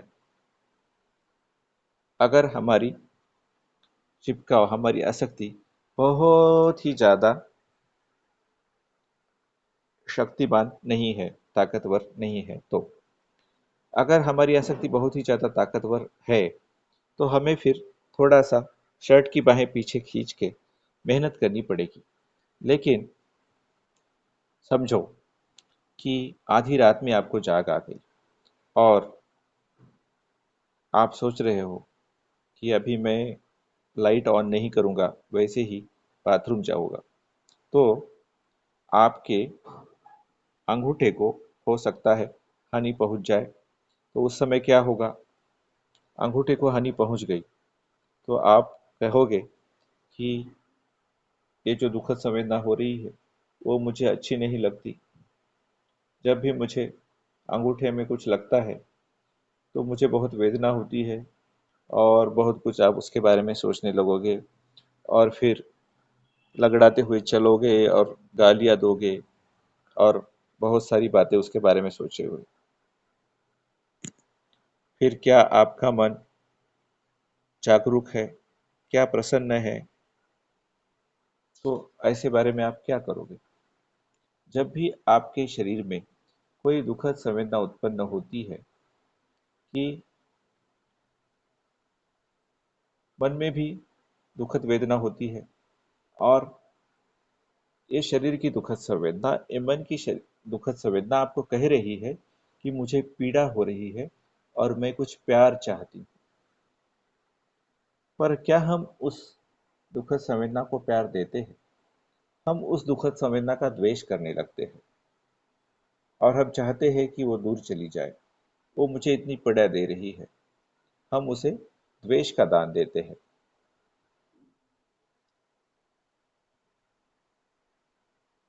ये एशिया के आश्रमों में मैंने बहुत बार इसका अनुभव लिया है। एशिया में जो बाथरूम होते हैं उनमें थोड़ी सी सीढ़ियाँ होती है और उस पर चढ़कर जाना होता है। और मैं क्योंकि भिक्षु था तो कभी कभी ये नहीं पहनता था, चप्पल नहीं पहनता था, तो जब भी बाथरूम जाना होता था तो मुझे बहुत बार अंगूठों में लग जाता था। और फिर मैंने अच्छी तरह से अभ्यास किया कि जब भी अंगूठों में वेदना होती है और फिर असमाधान जाग जाता है तो ये सब कैसे होता है। और बार बार इसे मैंने देखा कि जब भी असमाधान में मन जा रहा है तो मैं उस असमाधान को एक ओर रखता था और तान तनाव को ढीला करता था और फिर उस अंगूठे को ही मंगल मैत्री देना, खुले मन से मंगल मैत्री देना आरंभ कर देता था। और जब मैं वो थोड़ी देर के लिए करता था और बाथरूम में जाता था और या और भी कुछ करता था और फिर वापस आके लेट जाता था, जब सुबह मैं उठता था तो देखता था कि मेरा अंगूठा खून से भरा हुआ है और मैं सोचता था कि ये कैसे हो गया। और फिर मुझे याद आता था कि कल रात मेरे अंगूठे को सीढ़ियाँ लग गई थी, लेकिन उसमें अब ज़्यादा दर्द नहीं होता था।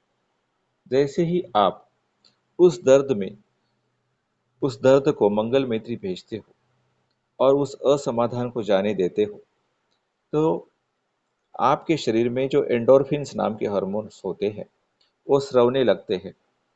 और ये जो एंडोर्फिन्स होते हैं ये मॉर्फिन से 10 गुना ज़्यादा ताकतवर होते हैं। वे उस दर्द को नष्ट करते हैं और उस दर्द को फिर आप महसूस भी नहीं करते। और यही होता रहा, एक दो बार नहीं, बल्कि कई कई कई बार ये हुआ कि मेरे अंगूठे को सीढ़ियाँ लग गई और मेरे अंगूठे देखो थोड़ी सी टेढ़ी हो गई है, लेकिन मैं उन्हें मंगल मैत्री देता रहा। और जब आपका होश अच्छा है, आपका मन प्रसन्न है, तो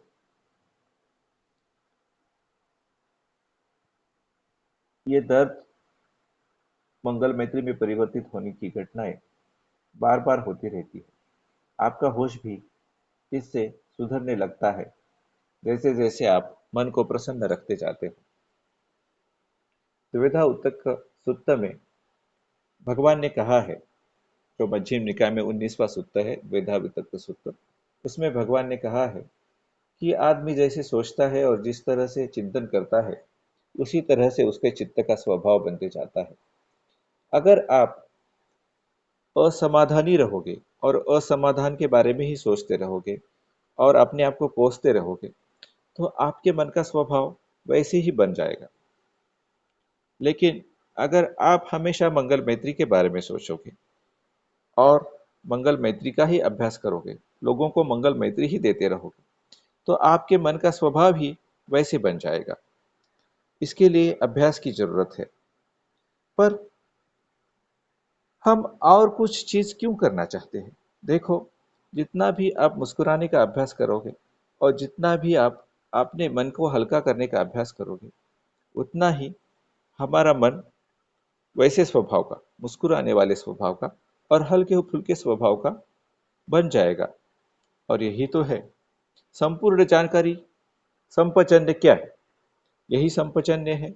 जो भी आप कर रहे हो अपने शरीर से, उस हल्के फुल्के मन के साथ रहो और अपने लिए और दूसरों के लिए मंगल कामना करते रहो। और जैसे जैसे बार बार बार बार बार बार आप ये करते रहोगे, सहज गति से, स्वभाव से ही मन उस मंगल मैत्री की ओर जाता रहेगा। और इतना ही नहीं, वो आपको ऐसे होश में रहेगा कि जब भी आपका मन विकारों की ओर जा रहा है, आपको पता चल जाएगा। अगर आपके अंगूठे को सीढ़ी लग गई, तो आप अपने पलंग की ओर गालियां देते हुए नहीं जाओगे और फिर सुबह दर्द के साथ कराहते हुए नहीं उठोगे। जब मैं अपने आचार्य के साथ ब्रह्मदेश में ध्यान कर रहा था, तो मुझे बताया गया था कि बहुत ही धीरे धीरे धीरे खाना खाओ और वो खाने की जो प्रक्रिया है, उसके हर हलन चलन को देखो। कभी कभी तो मुझे खाना खाने में 1 घंटा लग जाता था। लेकिन मुझे समझ में नहीं आता था कि मैं इतना धीरे धीरे करने के लिए मुझे इतना धीरे धीरे करने के लिए क्यों कहा गया है। और फिर जब हम संक्रमण ध्यान करते हुए, चलते हुए ध्यान करना हमें सिखाया जाता था, तब भी हमें बहुत ही धीरे धीरे चलने के लिए सिखाया जाता था। लेकिन ये सब करना शिविर के बाहर, जब हम साधना सत्र से बाहर होते हैं, साधना शिविर से, तब कैसे पॉसिबल है, कैसे संभव है? और वो कहते थे कि हर हलचल चलन के पीछे तुम्हारा हेतु क्या है, उसे देखो। लेकिन जब मैं भगवान बुद्ध की स्वयं की वाणी पढ़ने लगा, तो मैंने सोचा कि मैं जब ये धीरे धीरे चलता था, तो मैं शरीर की मूवमेंट को देख रहा था, शरीर की हलन चलन को देख रहा था। और उन लोगों ने मुझे कभी ये नहीं बताया कि मन की हलचल को देखना है, मन की मूवमेंट को, मन के विस्थापन को देखना है। वो मुझे हमेशा यही बताते रहे कि शरीर के ऊपर ध्यान दो और मन को अलग छोड़ दो। लेकिन मैं नहीं समझता कि सतिपट्ठान सूत्र में भगवान ये बता रहे हैं। भगवान चाहते हैं कि हम हमारे मन को देखें और हमेशा देखें। जो भी आप क्रिया कर रहे हो, हमें मन के प्रति जागरूक होना चाहिए। भगवान चाहते हैं कि तृष्णा कैसे उत्पन्न होती है, इसे हम देखें। भगवान चाहते हैं कि तृष्णा के प्रति चिपकाव, उपादान कैसे पैदा होता है, इसे हम देखें। मन की ये हलन चलन कैसे होती है, इसे हम देखें। और मन की ये हलन चलन देखने से ही जो प्रतीत्य समुत्पाद है, जो दुख के कारणों की श्रृंखला है, इसे हम देख सकते हैं। हम शरीर की हलन चलन देखते हुए प्रतीत्य समुत्पाद को नहीं देख सकते। मन की हलन चलन पर ध्यान रखकर ही हम प्रतीत्य समुत्पाद को देख सकते हैं, कैसे मन एक जगह से दूसरी जगह जा रहा है। इसका अर्थ ये नहीं कि हम शरीर के ऊपर बिल्कुल ही ध्यान न दें।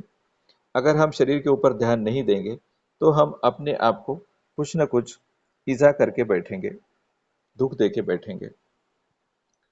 लेकिन शरीर की क्रिया करते हुए शरीर की क्रियाओं का भी ध्यान होना चाहिए और उसके साथ मन क्या कर रहा है,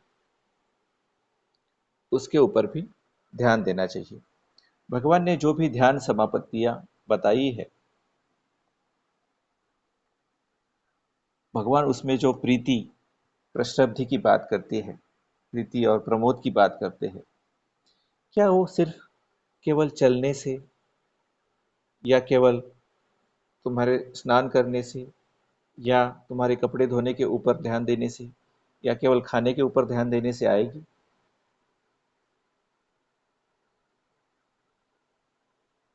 क्या उसमें आनंद, प्रीति, शांति ये सब करते हुए आएगी?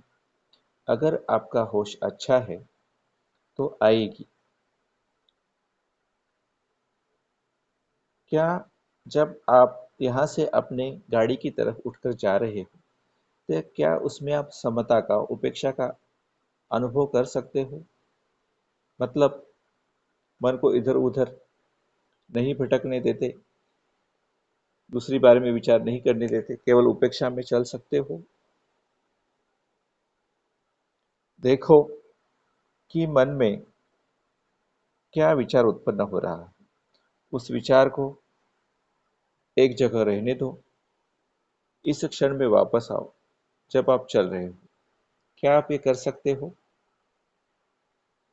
संपजन्य का मतलब यही है कि हम हमारे मन को हर क्षण में कैसे संतुलित रखें, कैसे जागरूक रखें और उसे कैसे मोद की ओर बढ़ाए, प्रसन्नता की ओर बढ़ाए। ये ऐसी वाला आनंद नहीं है जो आपको बहुत हंसाना चाहता है, पर ये ऐसा वाला आनंद है जो आपको एक दुख से छुटकारे का अनुभव देगा कि अब यहाँ दुख नहीं है। ये जो ध्यान समापत्तियां भगवान ने बताई है, वो आप कुछ भी करते हुए अनुभव कर सकते हो, पर उसके लिए आपका होश बड़ा ही सशक्त होना चाहिए, आपकी सती बहुत ही अच्छी होनी चाहिए। उसके लिए बहुत ही सशक्त ध्यान देने की जो क्षमता है वो होनी चाहिए, निरीक्षण की क्षमता होनी चाहिए कि कैसे मन एक जगह से दूसरी ओर जाता है। जब मन में भटकाने वाले विचार आते हैं, तो उस भटकाने वाले विचार को उसे ही निवरण कहेंगे, विकार कहेंगे। उस निवरण को एक जगह रखना, फिर तान तनाव को ढीला करना, मुस्कुराना और अपने ध्यान के अवलंबन के प्रति वापस आना और मन को हमेशा प्रसन्न रखना, यही हमारी साधना है। बहुत सारे लोग सोचते हैं कि बस केवल किसी मूर्ति की तरह बैठ जाना यही केवल साधना है। देखो, मूर्ति की तरह तो मुर्गियां भी बैठती है और कई कई घंटों तक बैठती है, लेकिन क्या वो मुक्त हो पाती है? हमारा ध्यान, हमारी साधना हमारे जीवन में उतरनी चाहिए, हमारे दैनिक जीवन में उसका उपयोग आना चाहिए और हमें ये पता चलना चाहिए कि आसक्ति की वजहों से दर्द कैसे पैदा होता है। जैसे हमारा अंगूठा सीढ़ियों को लग गया और हम अपने आप को गाली देते हैं या उस अंगूठे को गाली देते हैं, तो हम उस दर्द को धकेलने की कोशिश करते हैं ताकि हम कुछ और कर सकें, और वो दर्द बार बार वापस आते रहता है और हम उस दर्द का द्वेष करने लगते हैं। तो उससे दुख का निरोध कैसे होगा? उससे दुख क्षीण नहीं हो सकता। क्यों? क्योंकि हमारी आसक्ति उस दर्द के साथ जुड़ी हुई है। हम उस दर्द की संवेदना को मेरी संवेदना मानते हैं और उसे द्वेष करते हैं और उस दर्द की संवेदना को बदलना चाहते हैं। यही तो आसक्ति है, यही तो चिपकाव है। सत्य के साथ हम लड़ रहे हैं और इस क्षण में जो हो रहा है उसके साथ हम लड़ रहे हैं। लेकिन भगवान चाहते थे कि इस क्षण में जो भी हो रहा है उसे प्यार से स्वीकार करो, जो भी उत्पन्न होता है, और उसे एक संतुलित मन के साथ देखो। यही सतिपट्ठान सूत्र हमें सिखा रहा है। भगवान ने एक सूत्र में एक जगह कहा है कि तीन तरह के व्यक्तित्व होते हैं। एक व्यक्तित्व सारे पुत्र के जैसा होता है। वो बुद्धि प्रधान होता है और उसका मन हमेशा तेजस्वी होता है, लेकिन वो संवेदनाओं के प्रति ज़्यादा संवेदनशील नहीं होता। वेदनाओं के प्रति ज़्यादा संवेदनशील नहीं होता। फिर दूसरी तरह का व्यक्तित्व होता है महामौदगलायन की तरह। वो भी एक बुद्धिमान प्राणी था, लेकिन वो वेदनाओं के प्रति बहुत अधिक संवेदनशील था। और तीसरे प्रकार का व्यक्ति भगवान बुद्ध की तरह होता है, जिसमें ये दोनों चीज़ें होती है, जो बहुत बुद्धिमान भी होता है, बहुत बुद्धि से भी सोचता है और वेदनाओं के प्रति संवेदनशील भी होता है।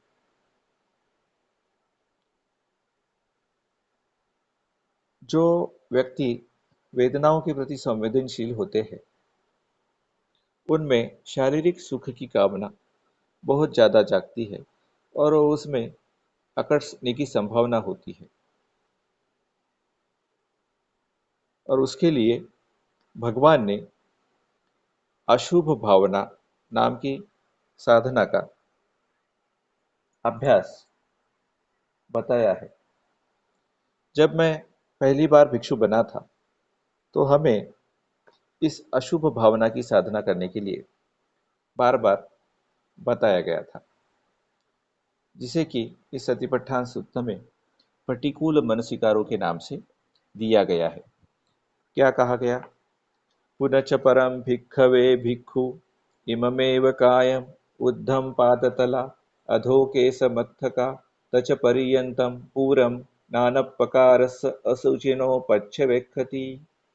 तो भिक्षु इस काया को देखता है, अपने शरीर को देखता है, उद्धम पाद तला, अपने पैरों के तलुए से ऊपर, और अधो केश मत्थका, अपने माथे के बालों से नीचे, तच पर्यंतम, त्वचा से ढकी हुई, पूरम नाना प्रकारस, भरी हुई नाना प्रकार के, असुचिनो, नाना प्रकार की गंदगियों से हमारी एक काया ढकी, त्वचा से ढकी हुई है। इसमें क्या है? अथि इमस्मिम काये केसा, केश है, लोमा, लव है जो शरीर के ऊपर बाल होते हैं, नखा, नख है, दंता, दांत है, त्वचो, त्वचा है, मंसम, मांस, मांस है, नारु, टेंडोन्स है, नर्व्स है, अट्ठी, अस्थि है, अट्ठी मिंजम, अस्थि की मज्जा है, वक्कम, किडनी है, हृदयम, हृदय है, यकनम, लीवर है, किलोमकम, पीहकम, फफ्फासम, प्लीहा है, फुफ्फुस है, लोम है। अंतम अंतगुणम आंत है, छोटी आंत बड़ी हाथ। उदरीयम पेट है। करीसम पित्तम पित्त है। सेमहम जो नाक से बहता है। पुब्बो पीप है। लोहितम खून है। सेदो मतलब पसीना है। मेदो मतलब चर्बी है। अस्सु आंसू है। वसा खेड़ो। सिंघाणिका लसिका मुत्तमती तरह तरह के पदार्थ इसमें है। और ये जो अंत में बताया गया कि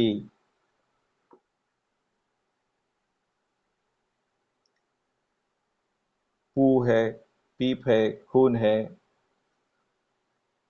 पसीना है, मेद है, आंसू है, थूक है, सीनक है, लसिका है, मूत्र है, इससे जो लोभ वाला चित्त है वो एकदम संतुलित हो जाता है। जो शरीर के प्रति आसक्त चित्त है उससे मेरा चित्त भी संतुलित हो जाता है। हमारे हर एक शरीर में ये सारी चीजें हैं। और जब भी हम कफ, पित्त, पीप और खून के बारे में सोचते हैं तो मेरे मन से कम शरीर से कोई सुख करने की इच्छा चली ही जाती थी। इस तरह सेयथापि भिक्खवे उभतो मुखा पुतोळिपुरा नानाविहितस्य धन्यस्य सेयत्थिदं सालिनं विहीनं मुग्गानं मासानं तिलानं तण्डुलानं तमेनं चक्षुमा पुरिसो मुञ्चित्वा पच्यवेक्षेय इमे साई इमे वीहि इमे मुग्गा इमे मासा इमे तिला इमे तण्डुलाति। भिक्षुओं, जैसे कोई दो मुख वाला बोरा हो, नाना प्रकार के धान्यों, शाली है, मूंग है, उड़द है, तिल है, तंडुल है आदि से भरा हुआ है। उसे कोई समझदार आदमी खोलकर देखे कि ये शाली है, ये व्रीहि है, ये मूंग है, ये तिल है, ये तंडुल है। इसी तरह भिक्षुओं, कोई भिक्षु इस शरीर को पैरों से ऊपर तक, केशादि से नीचे चरम तक नाना प्रकार की गंदगी से भरा हुआ देखे। इस शरीर में ये सब चीजें हैं। इस तरह फिर से भिक्षु अंदर और बाहर काया में कायानुपश्यना करके विहार करता है। समुदय धर्म, इन चीजों को उभरते हुए, इन चीजों को नष्ट होते हुए देखते हुए साधना करता है, कायानुपश्यना करता है। और फिर इन चीजों के प्रति आसक्ति को छोड़ते हुए, यह मैं और मेरी नहीं है समझते हुए साधना करता है। इस तरह भिक्षु काया में कायानुपश्यना करके विहरता है। एक शिविर मैंने देखा कि उसमें सारे के सारे, या बहुत सारे समझो, बहुत सारे लोग ऐसे थे जिनमें शरीर के प्रति बहुत सारी आसक्ति थी। तो मैंने साधकों से कहा कि जब आप निवास कक्ष में जाते हो तो दूसरे के शरीर के बारे में ऐसा सोचो कि उनके शरीर के अंदर जो चीजें हैं, जो गंदगी है, वो अगर बाहर होती तो आपको क्या लगता। और उस गंदगियों में सुंदर क्या है। ओ, ये आंतड़े कितने, आंत कितनी सुंदर है, यकृत कितना सुंदर है, ओहो यह पीप कितनी सुंदर है। क्या आप ये सोच सकते हो। इससे जो है मन संतुलित हो जाता है। लेकिन यह साधना हर किसी के लिए नहीं है। जो आदमी बहुत गुस्सेला है या जिसमें बहुत द्वेष की भावना हमेशा रहती है, उसे अगर शरीर के बारे में अशुभ ध्यान सिखाया जाए तो हो सकता है कि वो आत्महत्या कर ले या कुछ अपनी हानि कर ले। लेकिन मैंने ये शरीर के प्रति अशुभ बोध की भावना 6 महीने के लिए की। और मन ही मन में अपने आंतों के बारे में, अपने भिक्षा पात्र में मैं सोचता था कि अगर भिक्षा पात्र में सारे के सारे केश ही परोसे दिए जाए तो क्या वो मुझे अच्छे लगेंगे? नहीं लगेगा ना। समझो, उस भिक्षा पात्र में केश रख दिए जाए तो उनकी बहुत गंदी बास आने लगेगी, दुर्गंध आने लगेगी। और फिर लीवर रख दिया जाए, हृदय रख दिया जाए, तो कितने दिन हम उस हृदय को, उस यकृत को, उस आंत को, उस केश को, नाखूनों को अपने भिक्षा पात्र में रखकर उस पर ध्यान कर सकते हैं? क्या उसमें सुंदर है? कुछ भी तो सुंदर नहीं।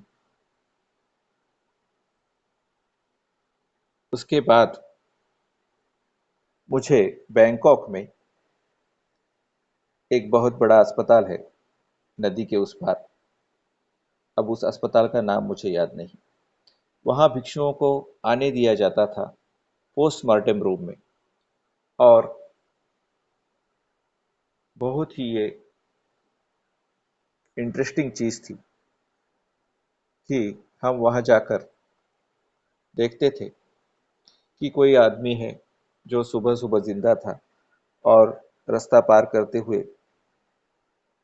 एक्सीडेंट हो गया, मर गया। फिर उसकी बॉडी पोस्टमार्टम के लिए आनी लाई जाती थी।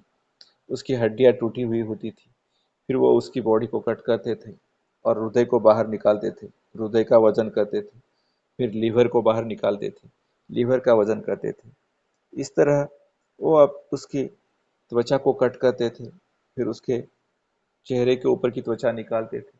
और फिर जो करवट होती है लकड़ी काटने की, उससे वो उसकी सर की खोपड़ी काटते थे और दिमाग को बाहर निकालते थे।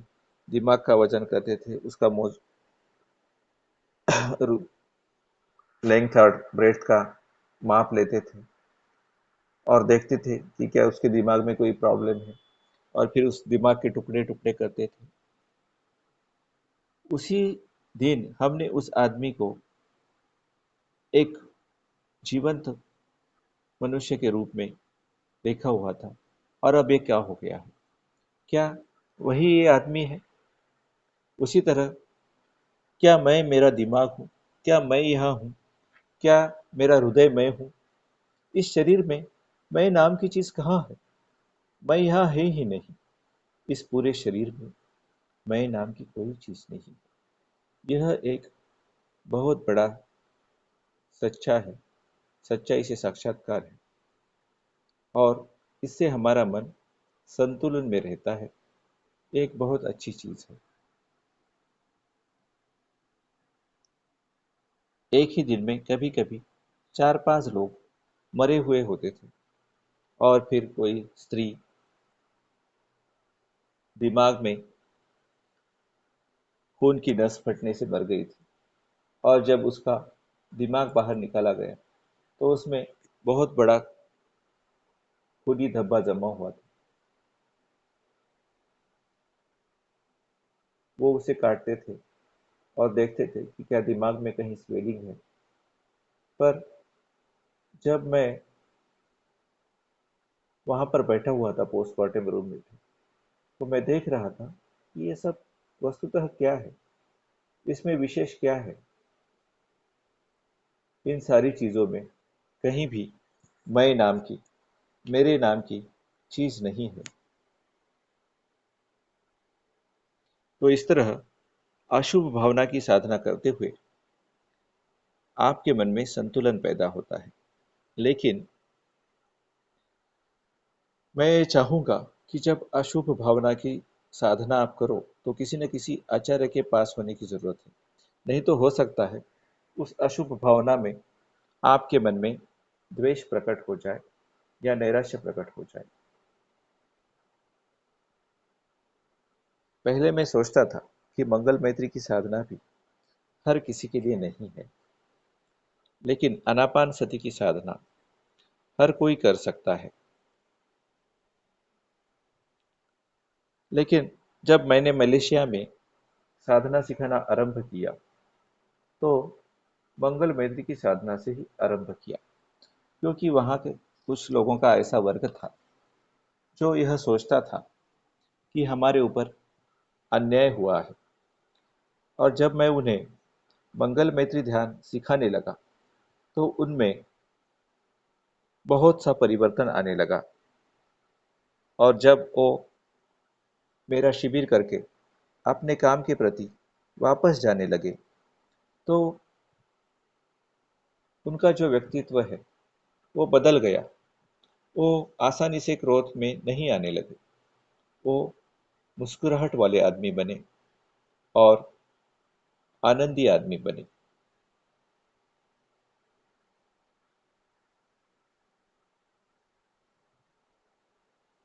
इसके अलावा सतिपट्ठान सूत्र में आगे शमशान का ध्यान बताया गया है। यह शमशान वाला ध्यान आजकल करना मुश्किल है। उसके वीडियो तो मिलते हैं, लेकिन खुले शमशान, कच्चे शमशान जो होते हैं, जिसमें शव फेंक दिए जाते हैं, डेड बॉडीज फेंक दी जाती है, और फिर भिक्षु जाकर उसे देखते हैं। 9 प्रकार के शमशान के ध्यान है। वहां पर जाकर भिक्षु देखते हैं कि कैसे दिन ब दिन शरीर नष्ट होते जा रहा है। किसी साधक के मन में बहुत ज्यादा काम वासना होती थी, तो भगवान बोलते थे कि जाओ शमशान में जाके देखो कि शरीर का आगे जाकर क्या हाल होता है, और शरीर कितना घृणास्पद है। और फिर हम ये करते साधना कहते हैं कि ये शरीर मैं नहीं, ये मेरा नहीं, ये मेरी आत्मा नहीं, ये सिर्फ शरीर है। और ऐसा करते करते मन के बारे में भी हम ऐसा सोचने लगते हैं, और मन की अवस्थाओं के बारे में भी, मैं नहीं, मेरा नहीं, मेरी आत्मा नहीं, ऐसा सोचने लगते हैं। फिर सतिपट्ठान सूत्र में एक धातु पद भी आ जाता है, धातु मनसिकारो। यहाँ 4 ही धातुओं की की गई है: पृथ्वी धातु, आप धातु, तेज धातु और वायु धातु। हमारे इस शरीर में 4 प्रकार की धातु ये है। पृथ्वी, जो राहुलोवाद सूत्र है, उसमें भगवान ने बताया है कि किस चीज को पृथ्वी धातु कहेंगे। हमारे शरीर में जो भी सॉलिड है, ठोस है, जैसे मांस है, हड्डी है, त्वचा है, इसे पृथ्वी धातु कहेंगे।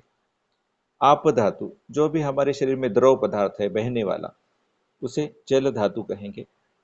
फिर हमारे शरीर में जो भी गर्मी या ठंडाई है, उसे अग्नि धातु, जिसे पाली में तेजो धातु कहा गया है। और जो हलन चलन है वो वायु की वजह से होती है, उसे वायु धातु कहा गया है। तो इस प्रकार भगवान कहते हैं, पुनच परम भिक्खवे भिक्खु इममेव कायम यथा ठीतम यथा पणिहितम धातुसोपच्च वेक्षति अत्थि इमस्मिन् काये पठवी धातु आपो धातु तेजो धातु वायो धातुति। तो हमारे शरीर में जो ठोस चीजें हैं वो पृथ्वी धातु का रूप है, जो द्रव पदार्थ है वो जल धातु का रूप है, जो उसमें तापमान है चाहे ठंडा हो या गर्म वो तेजो धातु का रूप है, अग्नि धातु का, और जो हलन चलन है वो वायु धातु का रूप है।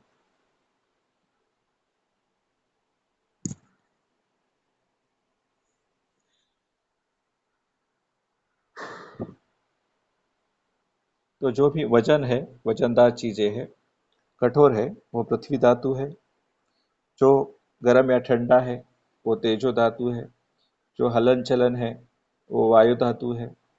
और जो द्रव है, चिपकाने वाला उसका स्वभाव है, द्रव का चिता स्वभाव होता है चिपक जाना, वो वाटर एलिमेंट है, तेजो धातु है। अगर हम किसी पानी के बकेट में हाथ डालेंगे और पानी कैसा लगता है ये जानना चाहेंगे, तो हम क्या सचमुच में पानी का गुण जानते हैं? हम केवल उसकी तेजो धातु जान सकते हैं कि वो गर्म है या ठंड है, लेकिन एक्चुअली पानी का क्या फीलिंग है वो हम नहीं, उसके स्पर्श का क्या फीलिंग है वो हम नहीं जान सकते, उसका केवल तापमान जान सकते हैं। इस तरह सेयत्थापि भिक्खवे दक्षो गोघातो को वा गोघातकन्ते वासी वा गायीं वधित्वा चतुमहापथे विलसो विभजित्वा निसिन्नो अस्य एवमेव खो भिक्खवे भिक्खु इममेव कायं यथाठीतं यथा पणिहितं धातुसोपच्यवेक्षति अत्थि इमस्मिन् काये पठवी धातु आपो धातु तेजो वायो धातुति इति अध्यत्तमवा काये कायानुपस्सी विरहति वैद्धा वा काये कायानुपस्सी विहरति समुदयधम्मानुपस्सी वा कायस्मिन् विहरति वयधम्मानुपस्सी वा कायस्मिन् विहरति समुदयवयधम्मानुपस्सी वा कायस्मिन् विहरति अत्थिकायोऽति वा पनस्सति पच्युपठिता होति यावदेव न्याणमत्ताय पटिस्सति मत्ताय अनिश्चितो च विहरति न च किंची लोके उपादीयते एवं पिखो भिक्खवे भिक्खु काये गाय कायानुपस्सी विहरति। जैसे कोई गाय का वध करने वाला कसाई किसी पशु को मारकर उसे बोटी बोटी काटकर चौराहे पर बैठा हो और उसके अलग अलग अंगों को देख पाए, उसी तरह अलग अलग धातुओं को हमारे शरीर में ये मन देखता है। और फिर अभी जैसे मैंने शमशान के बारे में कहा, उसके बारे में भगवान कहते हैं पुनच परम भिक्खवे भिक्खु सेय्यथापि पश्ये शरीरम शिवथिकाय छड्डितम एकाहमतं वा द्विहमतं वा त्रिहमतं वा उद्धुमातकं विनिलिकं उपबकजातं सो इममेव कायम उपसंहरति अयम भिखो कायो एवं धम्मो एवं भावी एवं अनतीतोति। फिर भिक्षुओं कोई भिक्षु श्मशान में पड़े किसी मृत शरीर को देखे जो कि एक दो या तीन का मरा हुआ हो, जो फूल गया हो, नीला पड़ गया हो, जिसमें मवाद पड़ गई हो, और उसे देख वह अपने शरीर के विषय में सोचने लगे कि मेरा यह शरीर भी एक दिन इसी स्थिति में ऐसा ही हो जाएगा, इसका भी नाश होना है, फिर उत्पत्ति होनी है, तब उसकी यह शरीर भी ऐसा ही है, ऐसी स्मृति होती है। यो विचारता हुआ वह इस शरीर के प्रति भी निर्वेद जागने लगता है। पुनच परम भिक्खवे भिक्खु सेयथापि पश्येय शरीरम शिवथिकाय छट्टितम काके ही वा खज्जमानम कुलले ही वा खज्जमानम गिज्झे ही वा खज्जमानम कंखे ही वा खज्जमानम सुनखे ही वा खज्जमानम व्यघ्ये ही वा खज्जमानम दीपि ही वा खज्जमानम सिगाले ही वा खज्जमानम विविधे ही वा पाणकजाते ही खज्जमानम सो इममेव कायम उपसंहरति अयम पिखो कायो एवं धम्मो एवं भावी एवं अनुतीतोति इति अज्जतम वाकाये कायानुपस्सी। और भिक्षुओं कोई भिक्षु कौओं से खाए जाते, चीलों से खाए जाते, गिद्धों से खाए जाते, कुत्तों से नोचे जाते, नाना प्रकार के जीवों से खाए जाते शव को शमशान में पड़ा हुआ देखे और उसकी स्थिति को अपने शरीर पर घटावे कि एक दिन मेरे शरीर की भी यही स्थिति होनी है। पुनच परम भिक्खवे भिक्खु से यथापि पश्ये शरीरम शिवथिकाय छड्डितम अट्ठिक संखलिकम समंसलोहितम नारु संबंधम अट्ठिकसंखलिकं निमंसलोहितम् अक्षितं नारुसंबंधम् अट्ठिकसंखलिकम् अपगतमंसलोहितं नारुसंबंधम् अट्ठिकानि अपगतसंबंधानि दिशा विक्षितानि अन्नेन हत्थट्ठिकम् अन्नेन पादिट्ठिकम् अन्नेन गोफक्कट्ठिकम् अन्नेन जङ्घट्ठिकम् अन्नेन उरुट्ठिकम् अन्नेन कटिट्ठिकम् अन्नेन पाशुकट्ठिकम् अन्नेन पिठ्ठिठिकम् अन्नेन खन्धट्ठिकम् अन्नेन गिवट्ठिकम् अन्नेन हनुगट्ठिकम् अन्नेन दन्तट्ठिकम् अन्नेन सिसकटाहम् सो इममेव कायम उपसंहरति अयम पिखो कायो एवं धम्मो एवं भावी एवं अनितोतति। और फिर भिक्षुओं कोई भिक्षु मांस रक्त स्नायु से बंधे अस्थि कंकाल वाले शव को फिर मांस रहित खून से सने स्नायुओं से बंधे, फिर मांस और रक्त रहित स्नायुओं से बंधे, फिर स्नायु बंध से रहित अस्थियों हड्डियों को इधर उधर बिखरा हुआ देखो कि कहीं हाथ की हड्डी है, कहीं पैर की हड्डी, कहीं घुटने की हड्डी पड़ी हुई है, कहीं जांग की हड्डी पड़ी हुई है। देखो शरीर बहुत देर तक शमशान में, खुले शमशान में पड़ा रहेगा अंत्य संस्कार के बिना, तो यही हाल होगा। कहीं पेट की हड्डी पड़ी हुई है, कहीं पीठ की हड्डी पड़ी हुई है, कहीं रीढ़ की हड्डी पड़ी हुई है, कहीं खोपड़ी की, कहीं कंधों की, कहीं ग्रीवा की, कहीं हनुवटी की, ठोड़ी की, कहीं दांतों की, कहीं शीर की हड्डी। वह इन बिखरे हुए अस्थि पंजरों से अपनी शरीर की तुलना करे कि मेरा यह शरीर भी एक दिन इसी तरह होने वाला है। और फिर पुनच परम भिक्खवे भिक्खु से यथापि पश्ये शरीरम शिवतिकाय छड्डितम अट्ठिकानि सेतानि शंखवर्ण पटिभागानि अट्ठिकानि पुण्यकितानि तेरो वस्सिकानि अट्ठिकानि पूतिनि चुण्डक जातानि सो इममेव कायम उपसंहरति अयम पिखो कायो एवं धम्मो एवं भावी एवं अनतितोति।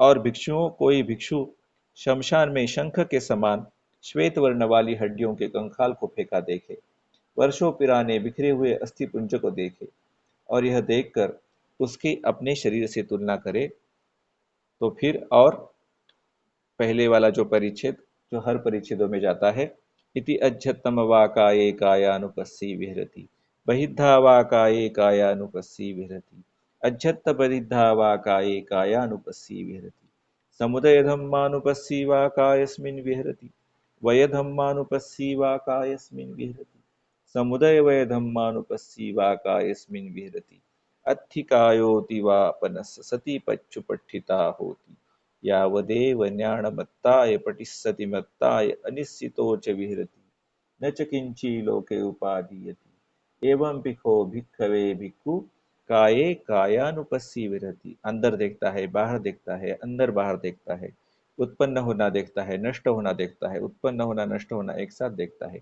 यही काया है, ऐसी सती उसमें स्थित हो जाती है और फिर उसके प्रति मैं मेरे का भाव नष्ट करते हुए उसमें से किसी भी चीज के प्रति न चिपकते हुए काया में कायानुपश्यना का विहार करने लगता है। इससे हमारा हमारे शरीर के प्रति निर्वेद जागने लगता है, हमारे शरीर में हमारा रस कम होने लगता है और उससे मन संतुलित होने लगता है और इससे भी ध्यान समापत्तियां प्राप्त हो सकती है। लेकिन इसके लिए भी हमें हर बार हमारे दिमाग में जो तान तनाव उत्पन्न हो रहा है, मन में जो तान तनाव उत्पन्न हो रहा है, उसे ढीला करते रहना पड़ेगा। उसके प्रति जो चिपकाव है उसे उससे दूर जाना पड़ेगा। जो भी मन की स्थितियां जागेगी उस मृत शरीर को देखकर उनको सबको एक ओर रखकर फिर जो भी तान तनाव उत्पन्न हुआ है उसे ढीला करते रहना पड़ेगा, तभी ध्यान समापत्तियां उत्पन्न होगी। और फिर यहाँ पर कायानुपश्यना का पर्व समाप्त हुआ और फिर वेदनानुपश्यना वेदनानुपश्यना के बारे में भगवान ने क्या कहा? कथंच भिक्खवे भिक्खु वेदनासु वेदनानुपस्सी विहरति। कैसे भिक्षु वेदनाओं में वेदनानुपश्यना करते हुए विहार करता है। इद भिक्खवे भिक्खु सुखम वा वेदनम वेदयमानो सुखम वेदनम वेदयामीति पजानाति। जब सुखद वेदना होती है, सुखद संवेदना होती है, तो सुखद संवेदना हो रही है इसे प्रज्ञापूर्वक जानता है। दुःखम वा वेदनम वेदयमानो दुःखम वेदनम वेदयामीति पजानाति। जब दुखद वेदना हो रही है तो दुखद वेदना हो रही है इसे प्रज्ञापूर्वक जानता है। अदुःखम असुखम वा वेदनम वेदयमानो अदुःखम असुखम वेदनम वेदयामीति पजानाति। जब अदुखद अदुखद सुखद संवेदना हो रही है तो अदुखद असुखद संवेदना हो रही है इसे प्रज्ञापूर्वक जानता है। सामिसं वा सुखं वेदनं वेदयमानो सामिसं सुखं वेदनं वेदयामीति पचानाति। सामिष सुखद वेदना को सामिष सुखद वेदना हो रही है ऐसे जानता है। निरामिषं वा सुखं वेदनं वेदयमानो निरामिषं सुखं वेदनं वेदयामीति पजानाति। निरामिष सुखद वेदना को निरामिष सुखद वेदना हो रही है ऐसे जानता है। सामिषं वा दुःखं वेदनं वेदयमानो सामिषं दुःखं वेदनं वेदयामीति पजानाति। सामेश दुखद वेदना को सामेश दुखद वेदना हो रही है ऐसे प्रज्ञापूर्वक जानता है। निरामिषं वा दुःखं वेदनं वेदयमानो निरामिषं दुःखं वेदनं वेदयामीति पजानाति। निरामिष दुखद वेदना को निरामिष दुखद वेदना हो रही है ऐसे जानता है। सामिषं वा अदुःखम असुखम वेदनं वेदयमानो सामिषं अदुःखम असुखम वेदनं वेदयामीति पजानाति। सामीश अदुखद असुखद वेदना को जानता है कि सामीश अदुखद असुखद वेदना हो रही है। निरामिषम व अदुखम असुखम वेदनम वेदयमानो, निरामिषम अदुखम असुखम वेदनम वेदयामी इति पजानाति। निरामिष अदुख असुखद वेदना को जानता है कि निरामिष अदुखद असुखद वेदना हो रही है। ये सामीश सुखद वेदना क्या है? सामीश सुखद वेदना वही है जब हम सुखद वेदना को मैं मेरी समझते हैं, तो वो सामीश हो गई, उसमें मैं मेरे का भाव आ गया, आत्म भाव आ गया। और निरामिष सुखद वेदना क्या है? जब हम ध्यान समापत्तियों में जाते हैं और हमें प्रीति उत्पन्न होती है और उसे हम मैं मेरा नहीं समझते, वही है निरामिष सुख वेदना। क्योंकि उसमें सुख तो है, लेकिन मैं मेरे का भाव नहीं है। इसी तरह सामिष दुख वेदना, जो दुखद वेदना जिसे हम मैं मेरा समझ रहे हैं और जिसे के प्रति तृष्णा उपादान उत्पन्न कर रही है, वो सामिष दुखद वेदना है। लेकिन अगर दुखद वेदना तो है, लेकिन हम उसे मैं मेरा नहीं समझते, तब वो निरामिष दुखद वेदना होती है। तो ये आपके ऊपर है कि किसी सुखद या दुखद वेदना को आप सामिष बनाते हो या निरामिष बनाते हो। वेदना उत्पन्न हुई, वेदना के ऊपर तृष्णा उत्पन्न हुई, उस तृष्णा को मैं मेरा मत समझो, उस वेदना को मैं मेरा मत समझो। ये जो प्रतीत्य समुत्पाद की ये जो कड़ियां हैं, वेदना, तृष्णा, उपादान, भाव, इसे देखना बहुत ही मजे की बात है। क्योंकि आप देखते हैं कि क्या क्या उत्पन्न हो रहा है। ये उत्पन्न हो रहा है, वेदना उत्पन्न हो गई, तृष्णा उत्पन्न हो गई, तृष्णा से उपादान चिपकाव उत्पन्न हो गया, चिपकाव से भाव मतलब प्रतिक्रिया करने की आदत उत्पन्न हो गई। और इन सब कड़ियों में, ना वेदना में, ना तृष्णा में, ना उपादान में और ना ही भव में कोई मैं नाम की चीज है, और न कोई मेरा नाम की चीज है, और न ही कोई आत्मा नाम की चीज है। ये सब कुदरत में अपने आप घटते रहता है, निसर्ग में अपने आप होते रहता है। हमेशा देखो, इंद्रियों का विषय से स्पर्श होता है, स्पर्श से वेदना उत्पन्न होती है, वेदना से तृष्णा तණा उत्पन्न होती है, तणा से उपादान चिपका उत्पन्न होता है, और चिपका से हमारी प्रतिक्रिया करने वाली आदत उत्पन्न होती है। लेकिन जब हम तृष्णा को, अर्थात तृष्णा से उत्पन्न होने वाले, सिर में और दिमाग में उत्पन्न होने वाले तान तनाव को ढीला कर देते हैं, तो तृष्णा का ही क्षय हो जाता है। और जब तृष्णा का क्षय होता है, तो उपादान पैदा नहीं हो सकता, उपादान का क्षय होता है तो भव पैदा नहीं हो सकता, और जब भव का क्षय हो जाता है, तो उससे किसी शारीरिक कर्म का बर्थ, जन्म नहीं हो सकता, फिर दुख का जन्म नहीं हो सकता, और प्रतीत्य समुत्पाद की तृष्णा के आगे की जो कड़ियां हैं, वो उत्पन्न नहीं होती। जब आप तृष्णा को यानी तान तनाव को ढीला कर देते हो, तो आप एक शुद्ध मन, एक स्वच्छ मन को उत्पन्न होने देते हो, और उस स्वच्छ मन को फिर अपने ध्यान के आलंबन के प्रति वापस लाते हो। इसी से प्रज्ञा का विकास होता है, और यही प्रज्ञा है, प्रतीत्य समुत्पाद को देखना, प्रतीत्य समुत्पाद की इन कड़ियों को देखना, यही तो प्रज्ञा है। और प्रज्ञा क्या है?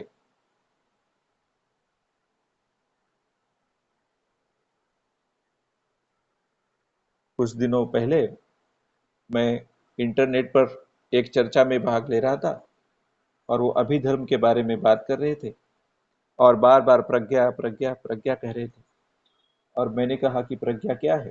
तो एक आदमी ने जवाब दे दिया, ओहो, प्रज्ञा प्रज्ञा है। अब क्या कहें? फिर अदुखद असुखद वेदना, इसे भी सामिस और निरामिष कहा गया है। सामिद अदुखद असुखद वेदना क्या है? जैसे हम किसी चीज की कोई परवाही नहीं करते, चाहे हमारी वजह से किसी को सुख हो या दुख हो, उस तरह का जो केयरलेसनेस है, उस तरह का जो इंडिफरेंस है, उस तरह की जो उदासीनता है, उसे सामीस उदासीनता कहा गया है। और फिर निरामिष अदुखद असुखद संवेदना क्या है?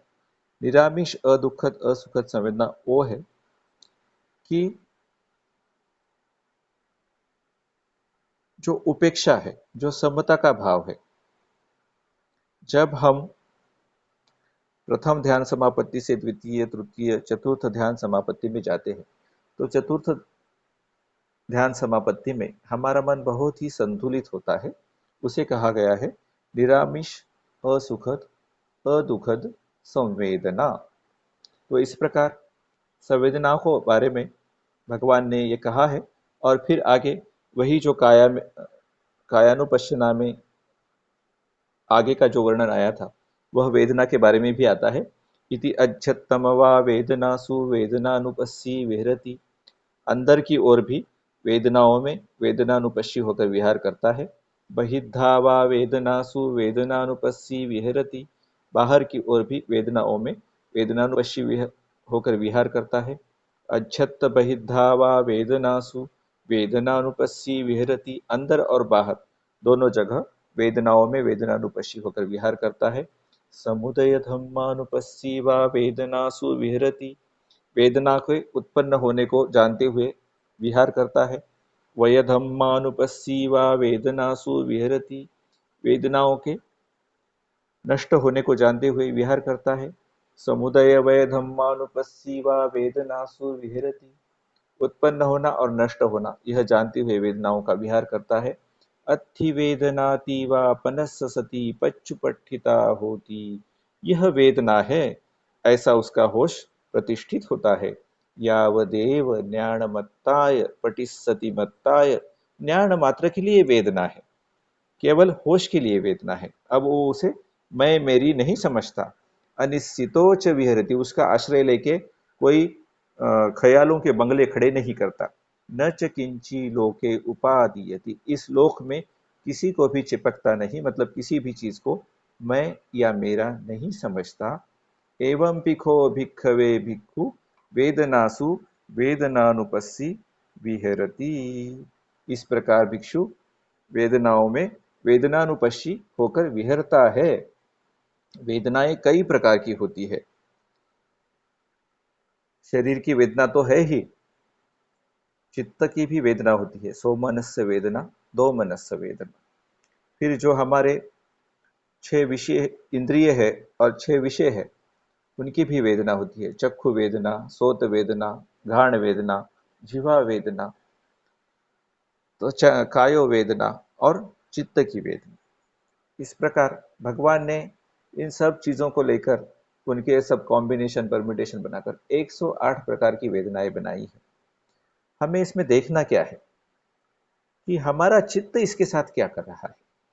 क्या हमारा चित्त इसे चिपक रहा है? क्या हमारा चित्त इसे मैं मेरा समझ रहा है?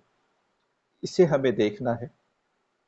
और इसके लिए चित्तानुपश्यना और धम्मानुपश्यना, चित्त में जो भी जागता है, ये आगे के दो पर्व भगवान ने बताए हैं। चित्तानुपश्यना, दो सतिपट्ठन आगे के, और धम्मानुपश्यना, इनकी चर्चा हम कल करेंगे। तो अभी हम आज जो भी हमने चर्चा की धर्म की और सुनी, उससे जो हमें पुण्य प्राप्त हुआ उसके बारे में, उस पुण्य को हम अभी वितरित करेंगे। कल जो हमने पाली में प्रार्थना की थी, वही प्रार्थना फिर से करते हैं।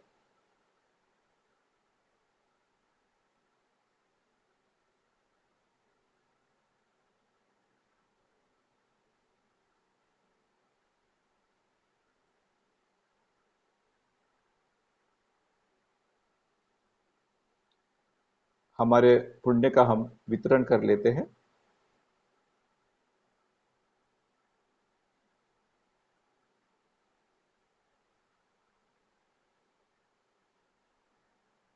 कल उसका अर्थ बताया था, तो आज सीधा पाली में कहेंगे।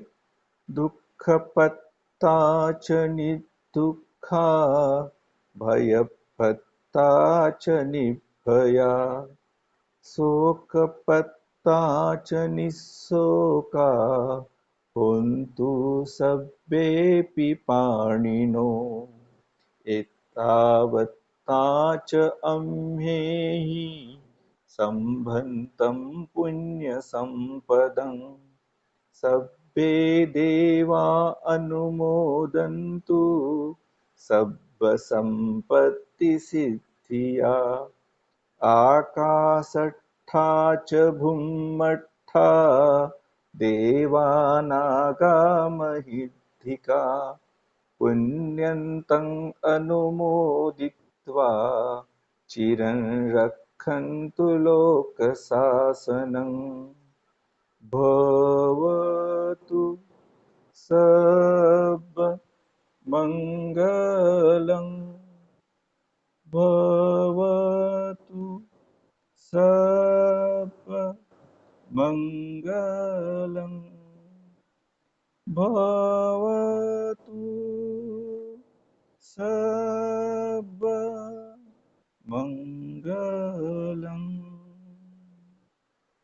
साधु